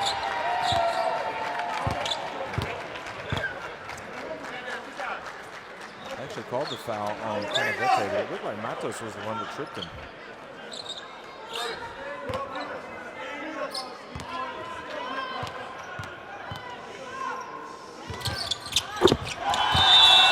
good. Well, now 4 points, the advantage. Morea comes out, job well done, as well as young Moraes, he comes out. Paulo needs to get going. He's another one of these players a bit different from what else Angola have. He's a real athlete on the wing. Leading scorer in the Angolan league is this year. And Paulo. Yeah. There's good defense there, but not able to collect the ball from the miss, and Pio Matos misses everything but the backboard. And now Moraes with an explosive move, and he is fouled.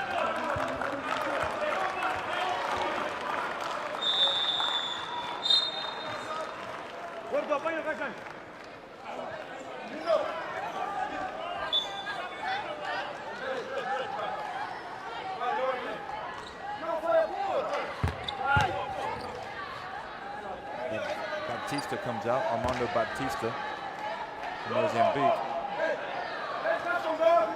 And Novella comes back in. Velizo's on the floor. 3 fouls with 3 minutes to go in the third quarter. He can't pick up a foul, whatever happens.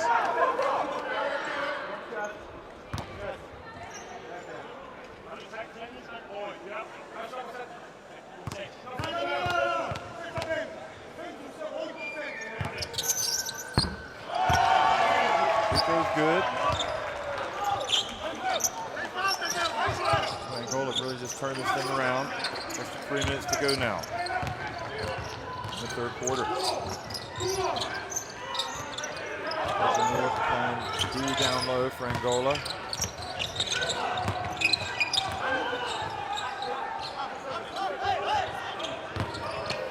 And Reggie Moore keeps his position. And a foul has been called on Reggie Moore.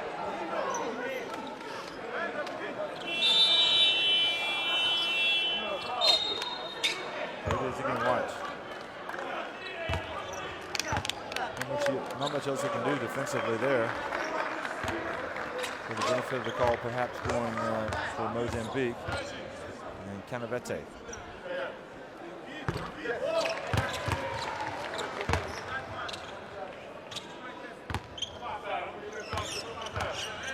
Well, this is really the key part of the game, isn't it, for Mozambique? They've lost the lead, they've lost all the momentum.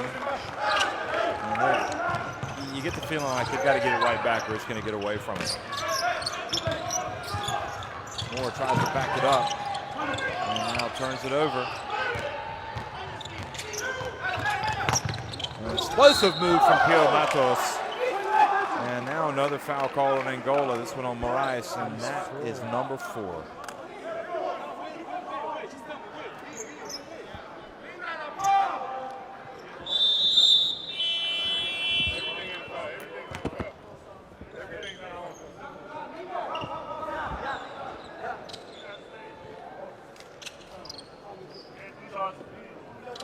The opportunity is there for Mozambique, isn't it? They've gone down, they've gotten a turnover, they've come back to the free throw line. And it just kind of takes away some of the momentum. Kind of, you know, Lopez was trying to stick with that unit that he had as long as he could. And once he made the substitutions of the younger Moraes and Morea, you know, it just seems like it's kind of lost the impetus just a tad. Yeah, absolutely. Deep in the bench now, Santos, Gilbert Santos there at the point. He's going to energize up. So he can have a similar impact to Mini Moraes.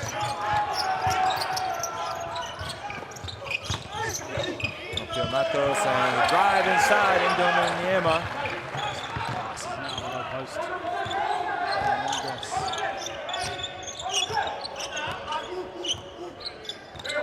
Versatility of these forwards. Gets out on the point guarding. Beautiful passing inside, finished by Canavete. The way this thing is going right now, you never know it's just a group game. It's like a lot's at stake. Penetration drive from Indonesiema again, and he draws a foul.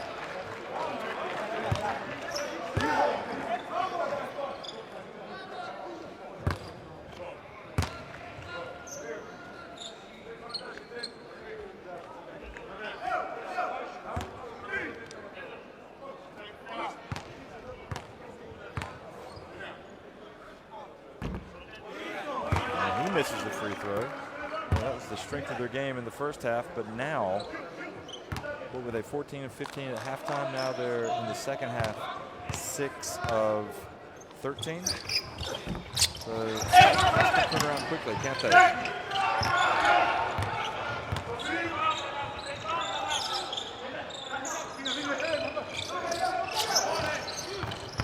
the penetration and the foul.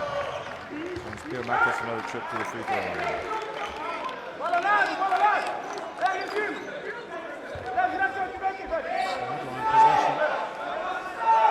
Sorry, rather than free throws.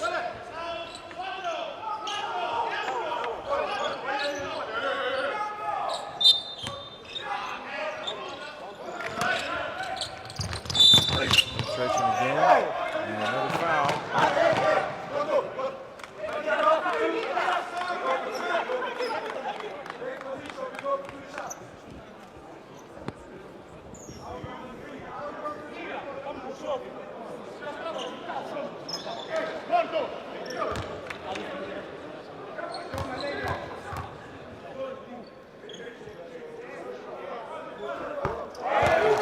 This is good, indeed. And Pio Matos.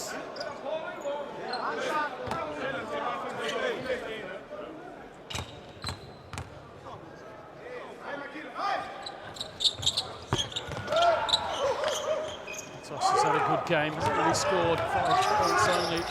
Obviously, it's because we are there. It's his bootstrings. Without him on the floor, they just look so different.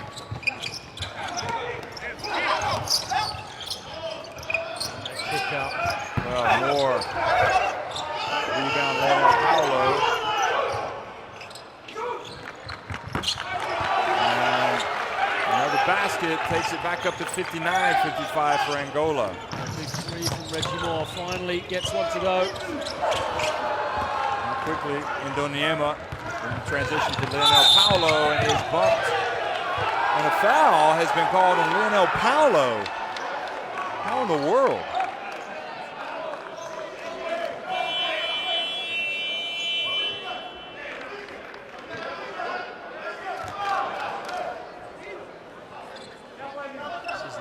From Moore. Another one. He hasn't really hit the heights for Angola yet. Just 4 points. Let's have a look. That's just not a great call from the official. Drive to the basket for Mozambique, and free throws coming. And now an injury on Novella. So hopefully that's not serious. He is in obvious pain. And that's not good at all. And the Angola doctor as well is going to go down and help out here.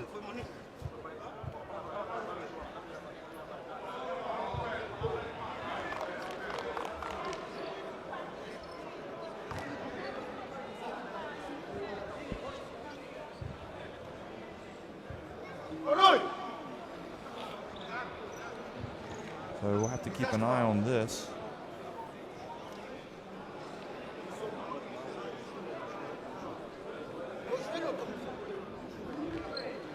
So, Lloyd, it's never good to see a player go down hard like that, and especially with the reaction that he's got there. Hopefully it's just a bruised knee, but looks, I don't know, the way he's pulling back like he's in a little bit of pain. I was trying to see what it was, whether it was an ankle or a knee. Often in those situations, it's the ankle, 2 players together. One goes up, comes down on the other foot. But it does look like a knee injury. So the first off, he said, breaks like this sometimes favour one team or another. Perhaps this may be the little break in play that Mozambique need to just establish themselves. Well, yeah, but you don't want to lose also your, I mean, he was a very important player for them in the first half, wasn't he, Novella? And also thinking about the long-term aspects of a potential injury. I mean, nobody wants to have their rhythm disrupted, either team. Okay, so he's been helped off. Can't tell if it's...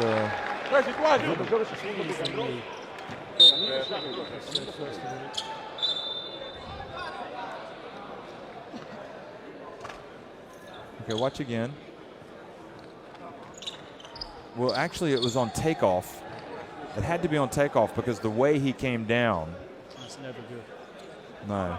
We just see Dante Exum, the Australian point guard. Similar thing, just on takeoff. Knockers towards ACL. He'll be out for the season. Here to play for the Utah Jazz.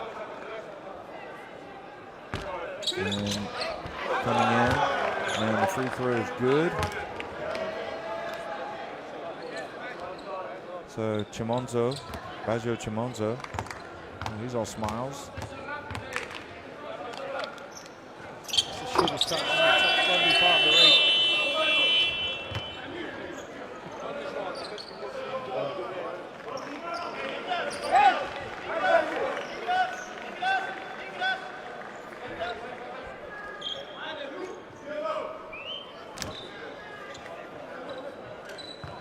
So anyway, that injury, unfortunately, has taken some of the joy out of the game here, the intensity. It's going to pick back up. Part of the game, though. Reggie Moore. And Reggie Moore takes that contact and makes the shot. That has to be one of the great shots of the tournament.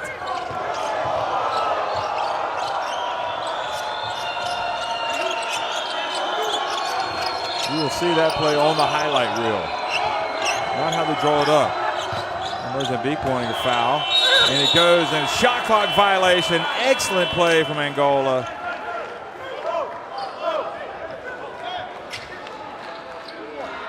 Watch Reggie Moore here.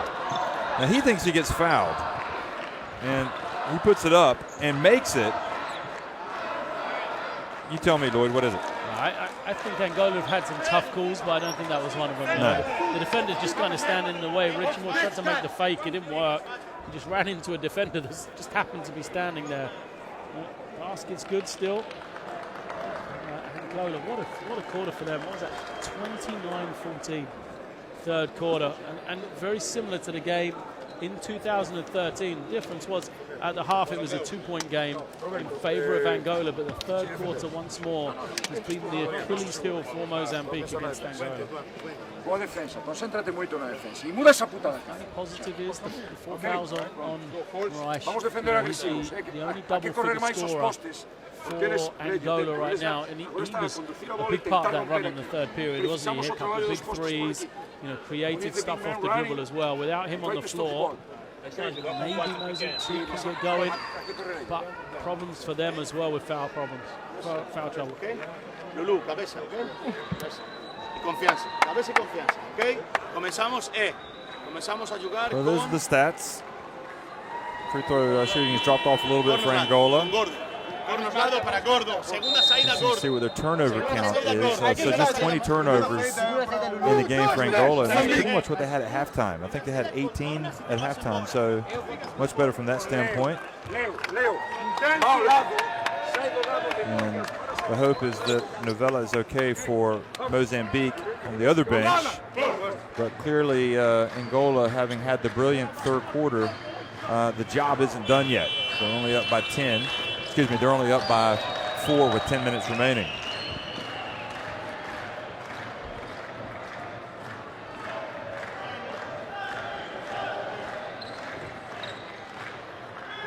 So Luis Barros has come into the game, number 14. It's Pio Matos. Canavete is still in. Magalitzo, number 12, and Augusto Matos.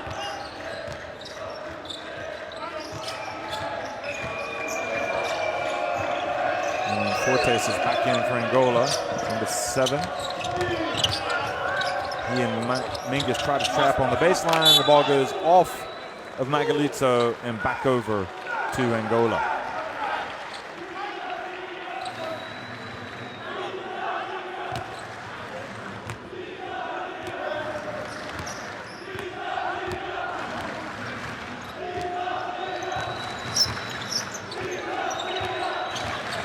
So which way is Costa going to go? Over to Reggie Moore. Fortes fouled shooting a 3. Another terrible foul. This is a 3 from Mozambique now in the second half alone. Just 4 fouls.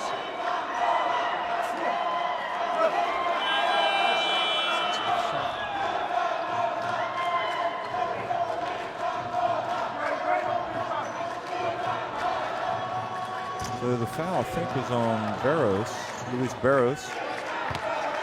Yep, indeed. And Fortes is at the line. It seems like Angola couldn't miss in the first half at the line, and now it seems like he can't make one. There's some of the Angola fans that have traveled for this opening game. The second one is good.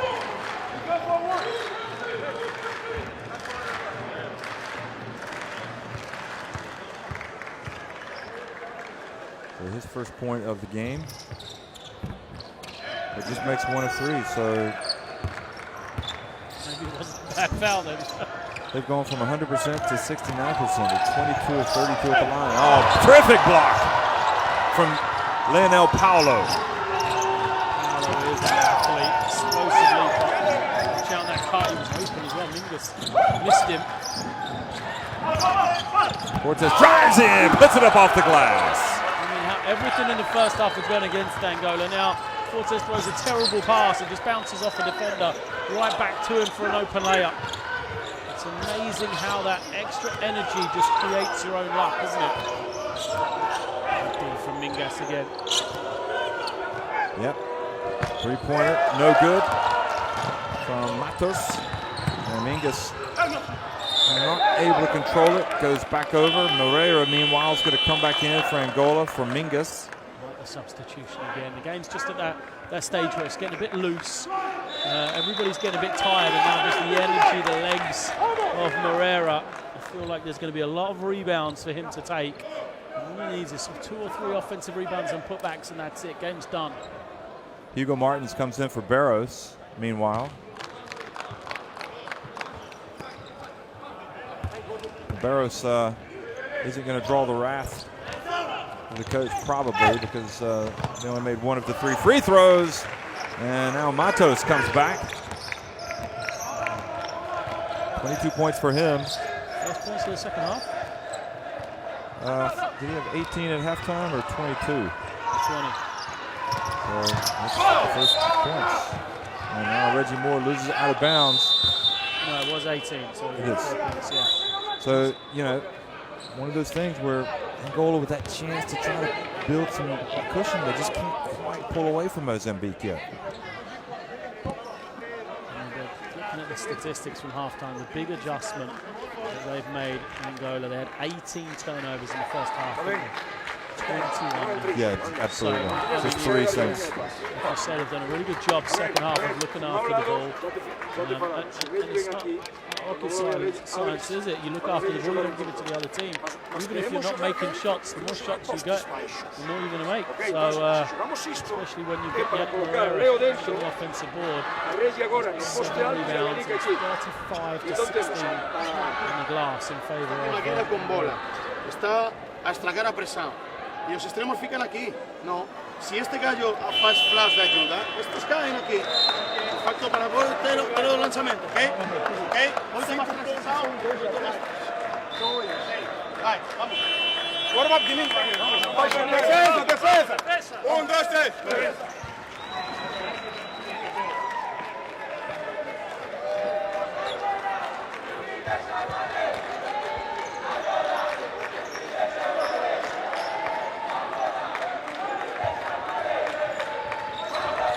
So Mozambique inbound it here, coming up on the 8-minute mark in the game and down 5. A lot of time to play in what's been a great game, and we're just hoping they won't be spoiled by the injury to Novella. Don't know how serious it is at this stage. 3-point shot, and the ball goes out of bounds. So let's do Matos. Maybe he did lose his rhythm when he came out early on.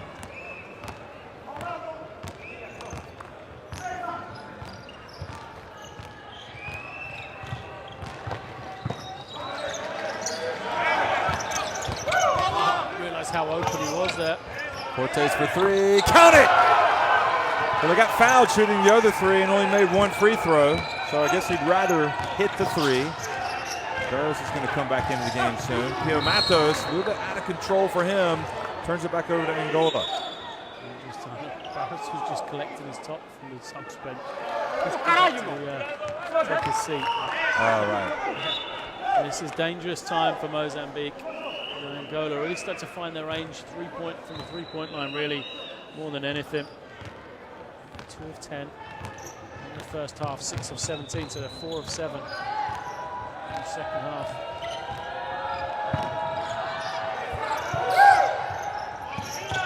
Paulo looking to make his mark offensively in this game. And here he is. Oh, that was a sweet move. Just felt the defense on his body, maneuvered, scored. And quickly, Pio Matos, the bounce pass. Oh, it's swapped from Leonel Paulo, but a foul.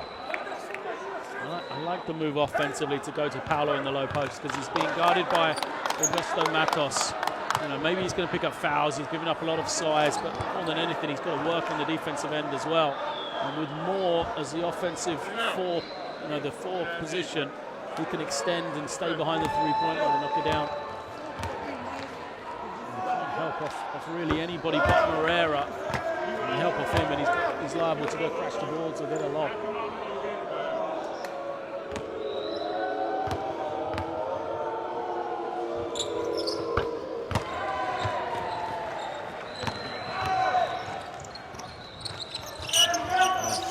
Danger of getting away from Mozambique right now. They have got to get a stop. And the foul instead has been called on Obise. It's the 3rd team foul. Take a look at it. Angola shot their free throws in the second half. It might be a plus to get into the bonus early. He just hands it off to cutting Leonel Paulo. And offensive foul or 3 seconds.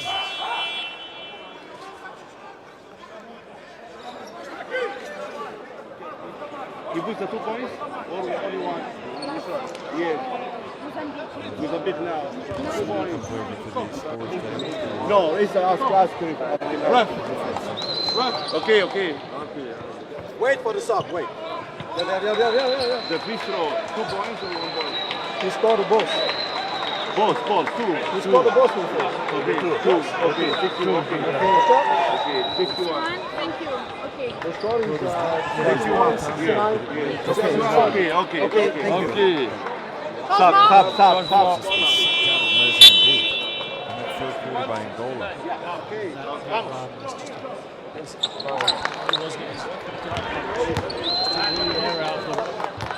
Momentum. Richard, I was watching the players from Mozambique as they walked back, and after that shot that gave Angola the lead, it was almost like that was it. Their game had finished there. And you just see the heart, the desire to get back into it. Well, Matos with a beautiful pass. But another foul call, this one on Reggie Moore.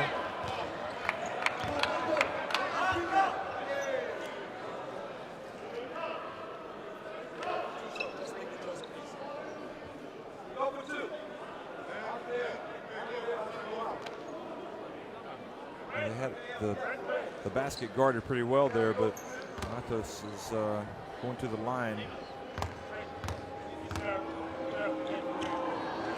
So Moore's 3rd foul. Matos.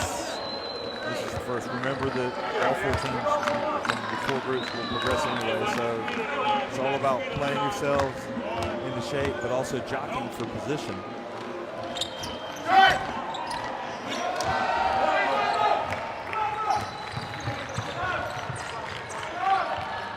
Say, first I didn't really like that format of everybody advancing, but now I kind of like it. Yeah, it's really interesting. Because you still have to jockey for position, don't you? Yeah. There's a lot to play for. Moore misses a 3.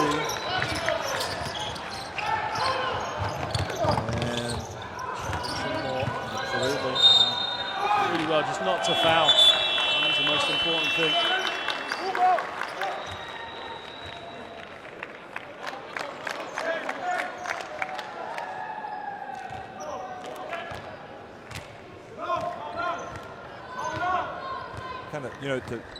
To go an entire summer preparing and then to get eliminated in the group phase after like 3 or 4 games seems a bit too early, doesn't it? You should at least get the thrill of a knockout game. Absolutely.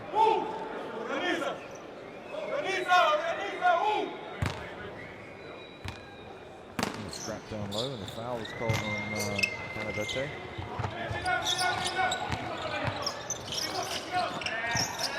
Moraes.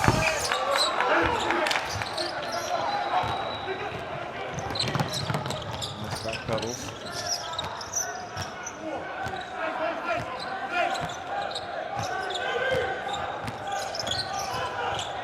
Here, he misses. And now, Moraes into Morea, who is the energy man in the comeback. Short. Early in the shot clock as well. And Matos, he misses. And here Matos just takes away from Reggie Moore. Yeah, I give them credit. They're challenging him on the boards, getting it back. It was Abise with the offensive rebound. So again, Angola just dropped the energy level from where it was at the start of the third quarter, and Mozambique have taken advantage. I don't think he got it off in time, did he? Are they going to give it to him? Yeah, I don't care. That's an incredible shot. He kind of jumped and then angled to the side as he was shooting.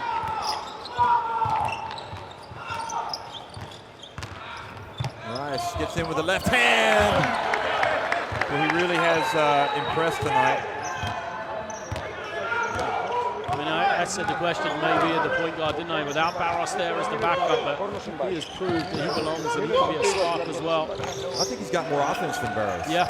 And now Moraes up to his brother, gives it back, unselfish play, and Lionel Paulo with the two-handed dunk.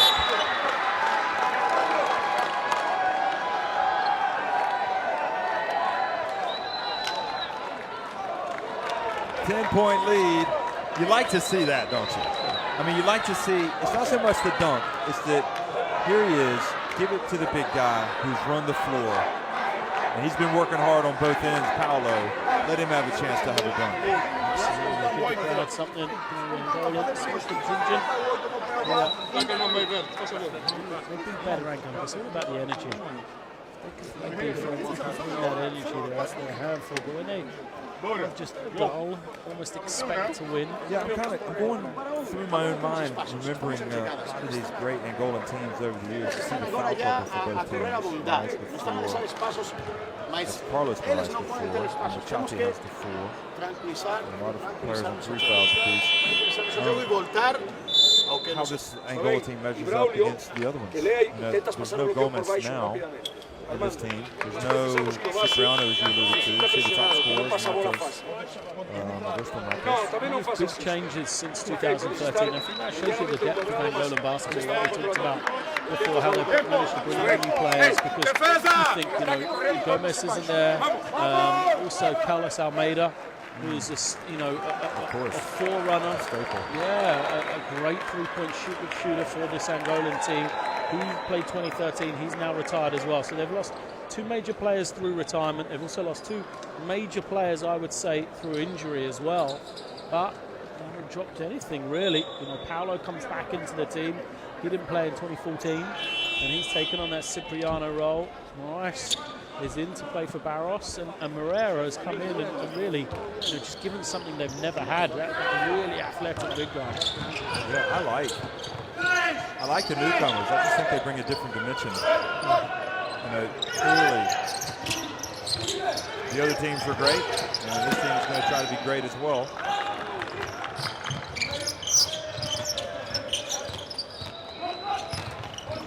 Moraes drives in and draws the foul.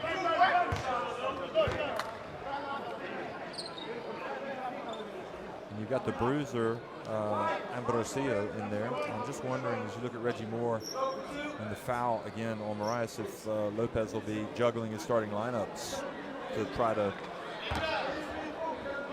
find what works. I guess that wouldn't be surprising. No, you've got to try and keep it fresh, haven't you? Because, today the starting lineup didn't work. So maybe it's better to start with an energy guy like Moreira.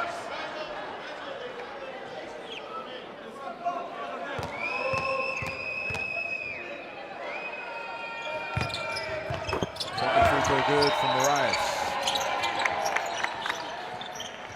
So 12 points is the biggest advantage here for Angola. And Mozambique is running out of time. Poke and bake. And three-pointer no good by Magalitso.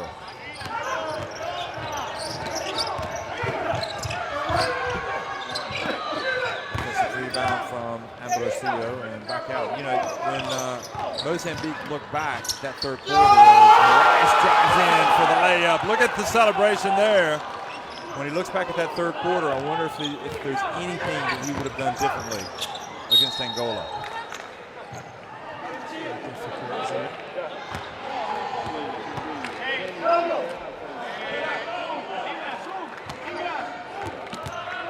What a finish. I just think he's got, he's an out-and-out scorer, the younger Moraes.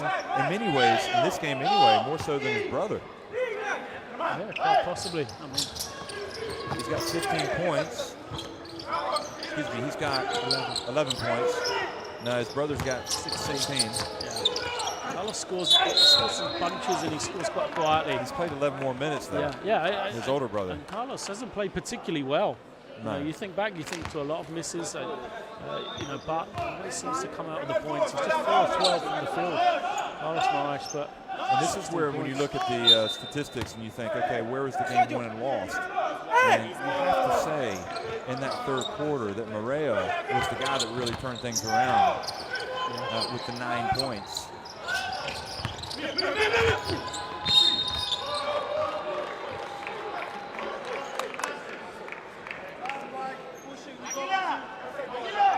So we're going to have to still time in this one. Down 14, 2:48 remaining. So just some long looks on the faces of the Mozambique players.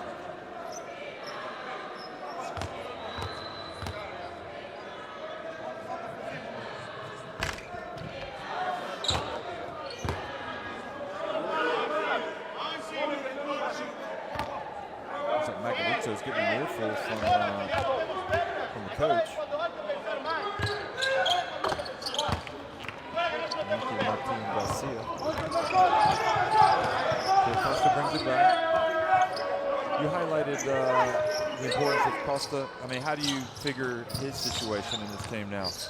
Yeah, he's the steadying influence. He's going to knock this type of thing down, like that. Yeah. That's what I want to see from Costa. Usually he's the steady one. He's a provider. He doesn't take many shots, but he can be exposed if he isn't scoring. There he goes. Showtime! Oh, and he missed it. And the follow. And knocks it out of bounds. Gosh, that would have been a great play. Yeah, it was. I paused what I was saying about Costa because of the fast break. Yeah, Costa, he's the solid, but he has to be able to knock down the perimeter jump shot, and he's got to look after the ball. I have question marks about him defensively as well, but if he's able to hit that three, then he is, he's got 6 rebounds, he's got 3 assists, he's got 6 points. He does a bit of everything pretty well. And down the stretch, I think they'll still go with him. Well, you'd never know this was a close game. Looking at this final score, 81-64. It just really has turned the way of Angola. And I guess that'll be also something that they'll always know in the back of their minds, that they can always come back. Badalicio is going to come into the game. Joaquin. It's taking a while for him to get into the contest. Dominguez comes out.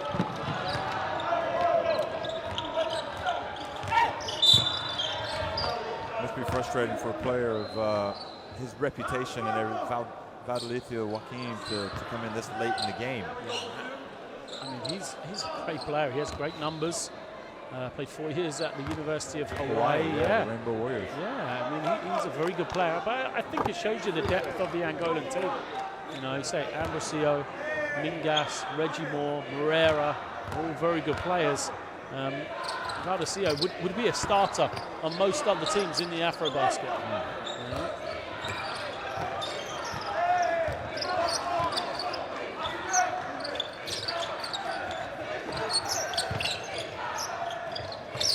Cortez looks inside.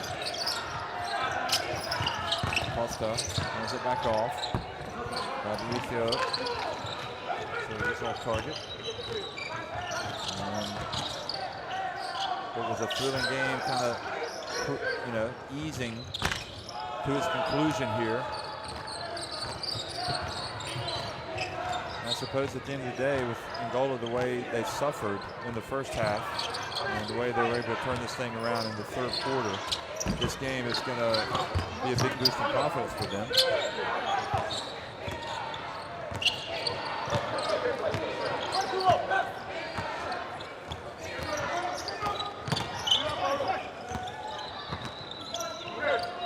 Three-point attempt, no good. And Fortes out of the break. And Mozambique fans will make a lot of noise in the first half, but not so much in the second. Another three-point attempt. Rebound by Megalitso. 7.7 rebounds for him, and an unsportsmanlike foul has been called on Costa. Strange. 48.1 seconds to go. You can see he's talking to the ref, trying to get an explanation.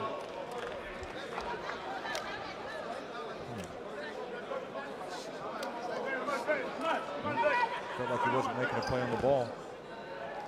That's why he's called it. In the official's mind, it shouldn't matter. First minute, last minute. Time is irrelevant to them. If someone's caught a foul, they should call it.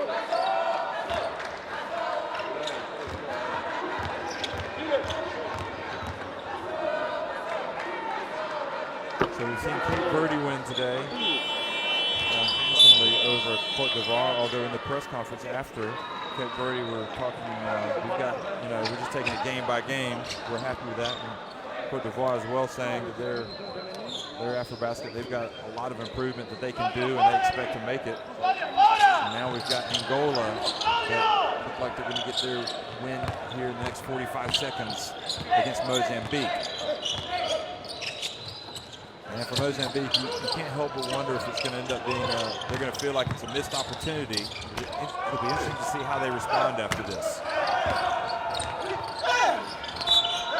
They've got lofty ambitions, Mozambique. They've said they're looking at between a 5th and 8th place finish in this tournament. So that means they've got to win that first crossover game as well. Really, to do that, I would say you've got to be saying you're going to finish top 2 in this group. In Group B, so that means you've got to knock off either Senegal or Morocco, both of those, or you've got to do really well in the crossover. And considering the crossovers against Group A, which has looked pretty impressive so far, with Central African Republic, Nigeria, Tunisia, and Uganda, it's a tall ask for Mozambique. They've got some tough games coming up in this group, without question. So we'll see how they can respond without Novella until this has suffered a tournament-ending injury.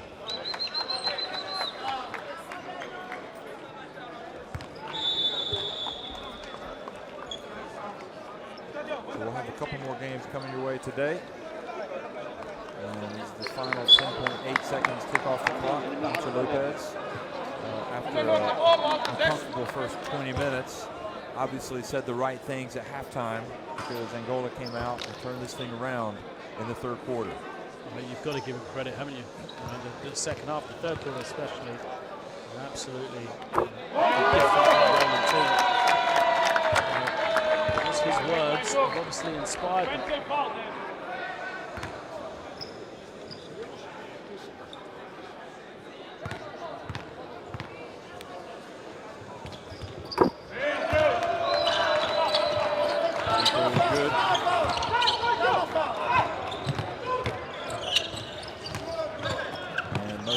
Try to get one last basket.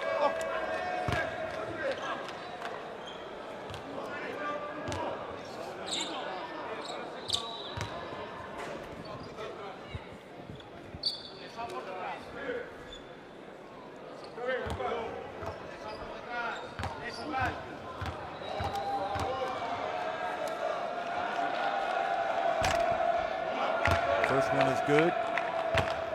Makes the scoreline a little bit more respectable for this Mozambique team that played so well for long stretches of the of the game. And the second one is good as well. So that's how it's going to finish. Angola win it 84-72 over Mozambique. They trailed for a lot of the game. In fact, they were down at halftime. And full credit to Coach Juancho Lopez, Herrera, and the whole Angola squad. They came back in the third quarter and do what champions do. They got up off the canvas and came back fighting.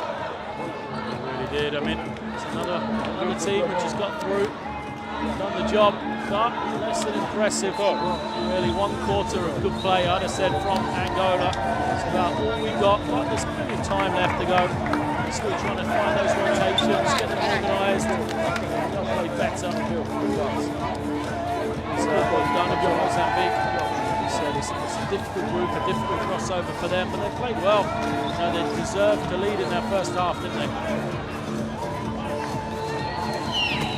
But one last time, 84-72, Angola win against Mozambique. AfroBasket 2015. Thanks for watching, everybody.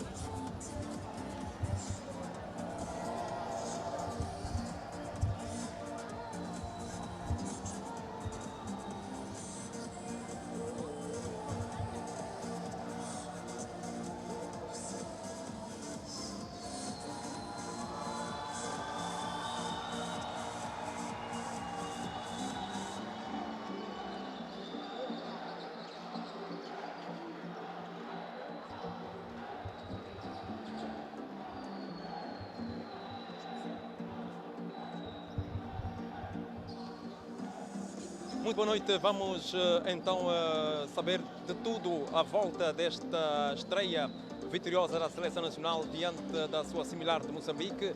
A vitória que abre portas para aquele que é o grande objetivo que se circunscreve na conquista do